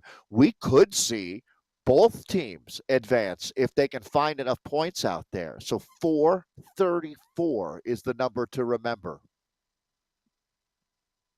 And Daniel Turek, very strong rider here, it looks like. Now Russell here, we're seeing with a little bit of a kick, now down to 2.9 watts per kilogram. Ben Russell now 5.0, 4.2, where we see at the front of that chase group. Jason Frank just covers it, though. And that's going to take all of the wind right out of the sails here, as the riders in this group here are just going to continue to cover anything that WLC look to try and do. They have that's the thing here. Now with this group, it's all the pressure is going to get put on BL13 and WLC.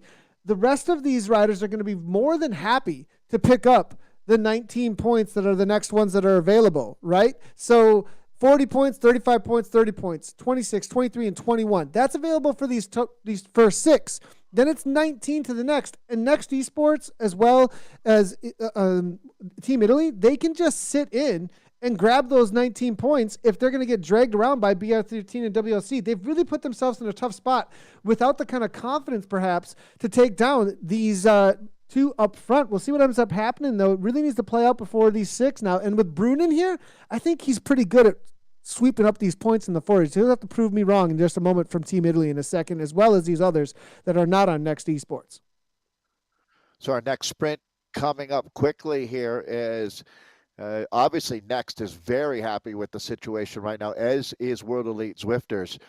They all know where that threshold is as well as we launch this sprint. So, Nathan, here we go. It looks like Teppo Lorio is going to lead this one out. The finish rider, will he have enough? Here comes Luca Zanaska.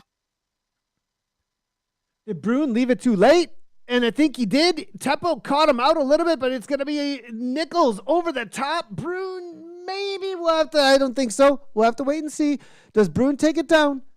No, Lorio holds on with that lead out. And I think John just got caught out just a little bit there. Nichols with a solid kick and shows it was worth it for BL13 to be up here and stay involved at this top level. And really showing what they're worth here with Andy Nichols. They've got a solid 37 seconds still. Dave, the question is this going to come back? I think that this is gone. I don't think that we ever see these riders again if they continue to work together, unless we see a really concerted effort from that chase. Joe Chuduk behind it looks like now. Is he going to be able to take down the sprint points next in that chasing group? There are 19 points up for grabs. And we'll have to wait and see what the points situation are as they come on through for that next one. Such a long time when that next sprint actually plays out, Dave. That's how big the gap is. Yeah, no, absolutely, Nathan. And I don't think we're going to go back to the chasers now and take a look at the front. I mean, who's going to take the responsibility for this chase? Ashton Lambie, that's the world champion in the pursuit that we're talking about. He won that at the Roubaix Velodrome, the indoor. There's two velodromes there in Roubaix, but Ashton right now is in the driver's seat, just comfortably sitting in this group with two teammates up in that front group. And Nathan, I'll sign off on what you're saying. I would not anticipate that first 6-rider group is caught here. So I think that these guys are going to be racing for 0.7 on down, and obviously these points really matter here. Look, who's on the back foot in this situation? Well, it's not Next. And yeah, I would have to say Team Italy and BL13 are the teams right now that are going to be trying to scramble to get some points. We're going back to the front group now as they transition their way over to Libbey Hill. What's interesting with Lambie there, when we did go to his screen in cam, 193 beats per minute. I saw him with his mouth wide open, gasping for air at that moment. To give you an idea, even in this chase group, how those sprints open up. To have the world champion here, an in real life world champion on the rivet there, trying to hold on with that pack at 193 and recovering. Obviously, the pace has been insanely high in both the chase group as well as this front group. Daniel Turek continues to press on, it looks like, and holding on to a solid 5.5 watts per kilogram. Next Esports are fully committed to this break, making it all the way to the line. And when you have a smaller group like this, Dave, and you got a teammate in there, you know that you're working for your teammate with the kind of kick that John Bruin has. You're just willing to risk that much more, right? You don't care that anybody's kind of sitting on your wheel, because it's like, look, I'm going to stay involved. We're going to stay away. I'll get the minimum of that top 6 points, and I'm going to set up Bruin to make sure that he's able to do his job and sprint well to the finish. Well put. And I mean, you can't lose if you're Next and this goes to the line. And same for Team Italy. There is, excuse me, is it Team Italy with 2? It is. Getting used to this kit. So Team Italy is the one that has to be pretty happy. It's Wahoo Lecole there, the blue and purple jersey of Teppo Lorio.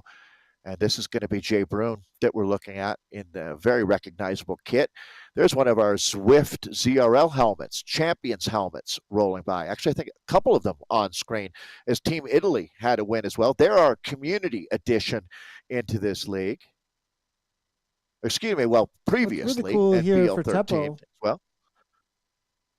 Teppo's addition to this front group, as well as the points, obviously, for his team at this point, holding them down at that 168. And then also those who are behind from Wahoo Lecole with Ben Russell, Steinman, Joe Chudik. I saw him come across the line, I think, in first from the chase group. I think that these riders, WLC, have a lot of confidence in Teppo and what he can get done up front. We just saw him catch Bruin and the rest of the field up here completely off guard. So I think Teppo, being here, even though he's alone, having Teppo in this front group is like having 2, maybe 3 riders, to be honest, I think. I mean, he's such a strong rider, and he's going to really be able to perform. And I think that might put, that really puts them in a strong position still, having him up front. It does. It's too bad he can't collect 2 times or 3 times as many points because you're absolutely right. I mean, he is one of the strongest riders. There's no doubt. He's become legendary for his exploits, Everesting, and all the things that Teppo does. Certainly a community leader as well. Yeah, this group is not, they're actually adding to their advantage, Nathan. So clearly group 2 is in their own race right now, which makes sense to me. I wouldn't sacrifice my chances if I was in that second group, burning all my matches trying to catch this group now, as you're definitely going to be racing for 0.7 on down here. And Next and Short just doesn't miss to just be the workhorse. Look at this, Dave. Daniel Turek, this man has just from the get-go, obviously this was the tactic, put Daniel on the front, make him work. Every time we put him in camera, he just looks like he looks like he's just speaking. Look, he's all in Discord. He's completely all in, and it's just suffer face. The amount of concentration on this man's face every time we look at him to just do his job well. 408 watts all day long here. This guy, he's also a professional racer in real life as well. He does have the UCI. Obviously, he's just a workhorse here. And Czech cyclists, UCI Continental team riding for Felbenmar Simplin in real life. Really, I mean, this is a top in real life rider here who's just pushing the pace. But Luca now looking to take advantage of that invisibility power up. Teppo using invisibility power up, and Luca now going off the front, looking for a bottom to top, which might work a little bit easier with only 6 off the front. A lot of times these solo attacks, they can do a little bit more than you see when there's a large pack chasing you down. It's a little bit easier to break things apart. All right, so this is Libbey Hill coming up here now as we move into the second phase of this race. So Daniel Turek has been absolutely relentless, no question about it, and he's certainly proving his pro chops out here as this will be it. Throwing that feather up ought to be enough. He's got a lot in the tank, no doubt about it. His body of work has been tremendous. And Turek now, first time we've seen him up out of the saddle, flogging himself like a rented mule that's due back in about 10 minutes. This man's going to be tough to beat today. Not even setting up his teammate, just snatching the top points across the line. Andy Nichols is going to come through second. Teppo Lorio for third, Nathan. So Zanoska ends up holding on for fourth after attacking at the bottom of Libbey. Whatever Nichols is doing with that dance party, it's working out. We were talking about discos paying off and watts earlier. Well, it looks like it's doing that as he dances on the pedals to go across here. They've got 4 seconds, and in this kind of a situation when you've only got 4 chasers and you might have really broken everybody apart, Turek and Nichols could get away. L'Oreal says, all right, I got to come across here, but he backs off to 3.8. Might not be anything left in the tank left for L'Oreal. And with only a 2-second gap to Team Italy, he may be backing off. Brune, it looks like, dropped now and going back to the pack. Interesting enough, he's done his job with the sprints, and they're putting all of their chips into the table for Daniel Turek. Now, Next Esports looking to win this outright. And maybe BL13 coming out of the community going to try and set themselves as well.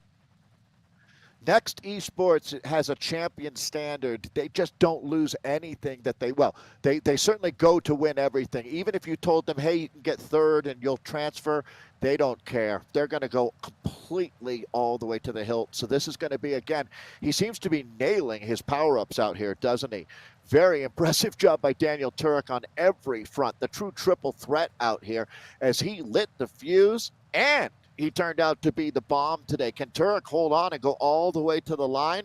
I'd hesitate to bet against him as the Czech rider on a phenomenal day here for Next Esports. Andy Nichols more than holding his own out here. And I think we're going to score that one on 23rd, Nathan, just as we did back at Libbey. Same top 4, actually, there. Wow, Turek really showing that it's paying off. You know, when he went to the front right from the get-go, I was like, okay, next they're going to try and loosen up the legs. It's no big deal. They're going to get caught. This isn't going to really be any kind of a serious threat. And Daniel just completely proving that wrong, letting his legs do the talking and just going off the front at this point. Probably also because he can't say a single word with how hard he's going at this point. 370 points. Next Esports presented by Short are dominating here, showing why they are the top of the top in esports at this level, at the top level, at the level, the highest level you can go. They have proven it time and again, and now they're doing it again. Nichols, though, the cool thing about this, BL13 coming out of the community are now right behind Next, trying to be the next team to show up out of the community and say they belong and they want to try and chomp at their heels for that top spot. It's hard to believe, Nathan, that we made it down to 1.3K to go, and we're just now mentioning James Barnes here. That shows you how different this race was. James Barnes racing out of New Zealand. He's a South African. He has been one of the most tremendous riders. This is a catch being made by Nichols here now. So Daniel Turek being joined and actually passed. Let's see if they work together. And actually, no. Andy Nichols is going to soldier on here at 1.1K to go. The little bit of a surprise for me, Nathan. How about Andy Nichols? Very, very impressive job. I tell you, whatever that man is listening to, I want to get a little bit of that in my life. And I think he's breaking Turek, perhaps 5.6, half a second gap for a second there. No, he backs on off. Turek gets right back onto the wheel. It looks like his drafting is good. Whoa, look at him trying to get a little bit more in the tank here. He's breathing heavy here. This is a blow-up moment, perhaps. The dynamite about to go boom in the legs. Can Nichols make it happen here? There's the draft. You can see Turek has a huge advantage for the moment. Now, Turek coming through at 6 watts per kilogram. Are they going to back off? They go neck and neck at this point, just watching each other, not wanting to be the lead out man for the other sprint at this point. If BL13 can pull this off and get the win across the line for first across the line in their first show against one of the top teams in the world, but no, Turek comes over the top. Nichols responds with 9 watts per kilogram. Dave, this is going to come right to the line. Yeah, well, let's again set the table for you. The top 2 teams will automatically advance, and BO13 has got to be feeling the hot breath from Wahoo Lecole breathing down their neck, as it's still Team Italy in the conversation. Will this one go to Daniel Turek, or will it be Andy Nichols who gets a big win? I'd have to say the biggest win of his esports career. Either way, that's your gold and silver standard here into the final 350 meters. Nathan, I'll throw it to you for the winner's call. It's going to be all about the last 300 meters here. Now up and out of saddle. Turek now looks like he's the first one to give it a little bit of a kick here, perhaps. Yep, there it is. 11 watts per kilogram. Nichols, can he respond? Nichols got the aero power up. Is it going to come down to the dice roll of Nichols here? 13 watts per kilogram. He's got 15 watts per kilogram. He's not just got the aero power up. He's backing it up with pure wattage over the line. BL13, they do it again, Dave. They did it in the community, and they did it at this level across the line. Nichols makes it happen. Turek for second. Now Team Italy for third, trying to come on through. Luca Zanaska at 10 watts per kilogram. Teppo Loria with an aero power up. He's going to come rolling right on through as Ricardo Paninza gets dropped off. And WLC, they're not done yet. Third place for Teppo Loria across the line. The man out of Finland makes it happen still for WLC. So, Nathan, the relatively low score of next in BL13 greatly benefits Team Italy and Wahoo Lecole. We could see all 4 teams from the C group advance. So let's watch and see if Team Italy and Wahoo Lecole get to punch their tickets into our elimination races coming up next week. We'll be down to 8 teams after this one is all sorted out. We've separated the wheat from the chaff at this point here in Richmond today. This is going to be Group 2 coming in. Let's see who's going to gobble up the points already. Next has had a tremendous day, and it looks like they're going to throw some more coal on the fire here. David Griffiths making it happen. Is he going to go right to the line with James Barnes? Oh my goodness, no, it's going to be Griffiths perhaps with Zach Neer coming across the line. BL13, I am loving what they are up to today. They continue to show up at the line and grab points right out from underneath Next Esports. Team Italy now, and there's Wahoo Lecole trying to salvage something. It looks like they're going to do so. Look at as they that. jump themselves 1 point behind Team Italy, and every last point is going to matter here, Dave. Right to the line. Joe Chudik, Will Budge, Ben Russell still trying to come to the line there, and it looks like they just did with 22, 20, and 18 points. Now Patrick Flynn comes through. And this is the final rider. Ashton Lambie. Last rider, so 15 points, and that's just Next Esports. These points will go to Next, right. So Next is good. They're going to advance. Looks like BL13 has got their ticket punched. And is it really 1 point separating Italy and Wahoo Lecole? And we'll have our results here for you in just a moment. I have a feeling, though, both of those teams might be in for some good news. That's what's so exciting about this knockout format. 8 teams will survive out here today.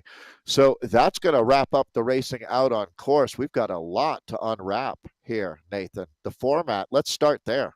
Absolutely incredible. I'm all in on this. I have a feeling a lot of folks are going to enjoy this kind of racing. I have a feeling your friends in the community are going to be asking, can we get this replicated for Zwift Community Live as well?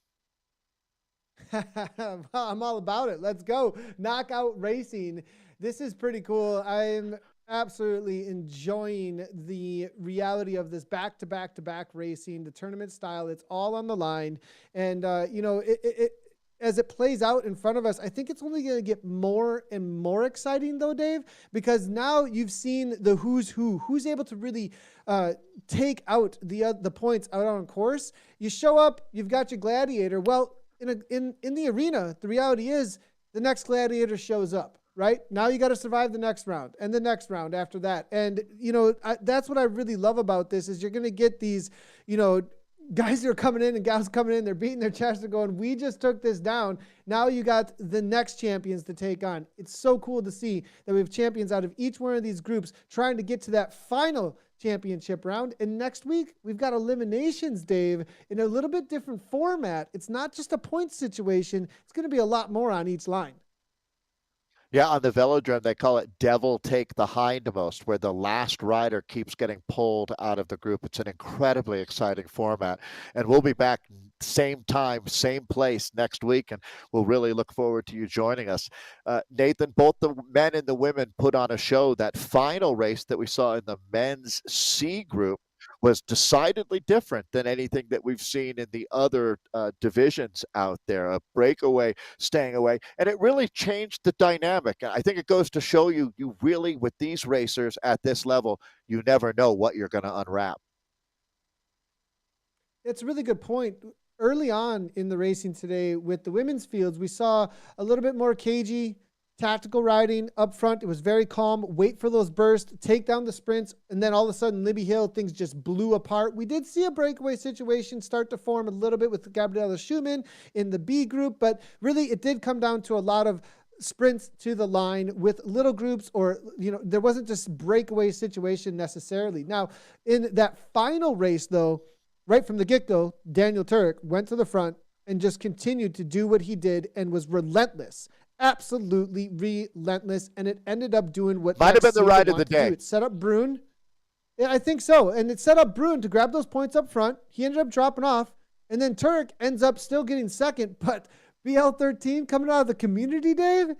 I mean, what they did in the Legion Crit Series this past December, they've got some mastermind, big brain stuff going on there, because we saw them in the Legion Crit Series do what no other team has ever done before in a crit race, and their whole team broke away off the front, right? Won the race. Well, what did we just see? Nichols going to the line, first place. Amazing job for BL13 coming directly out of the community. I had big question marks, honestly, Dave. If I'm really honest with you, I was not sure that they were going to be able to handle this level of racing coming out of the community. They've been shooting for it for such a long time. They've really done something with their roster. They've done something with that big brain knowledge, and now they've shown up and they've made the legs do the talking. Well, and on the women's side of things, Nathan, I have to say that a couple of our community riders shocked the world out there. Got to give credit to Sammy Stewart, Alexi Snover. One of the best things about Zwift has been the undiscovered talent, the diamonds in the rough out there. Not that these riders are necessarily diamonds in the rough, but they certainly had a chance to shine out here today. Our community teams, I would say, over-delivered on today's racing. They really stepped up. There was not a disappointing performance, and there were plenty of exceptional ones. Yeah, Electric Spirit Co., coming in, again, another team that I had question marks about how they would transfer over from community to Premier Division. And I mean, if I'm really honest, I was like, oh, man, what can they pull off here? They were right there in the mix. Super impressive from them and what they've been doing. And I think their team management has really been doing a good job of putting the right pieces together for their team at this level. Really want to put my hats off to them. Sammy Stewart up front in the race that she was in, I was like, uh-oh.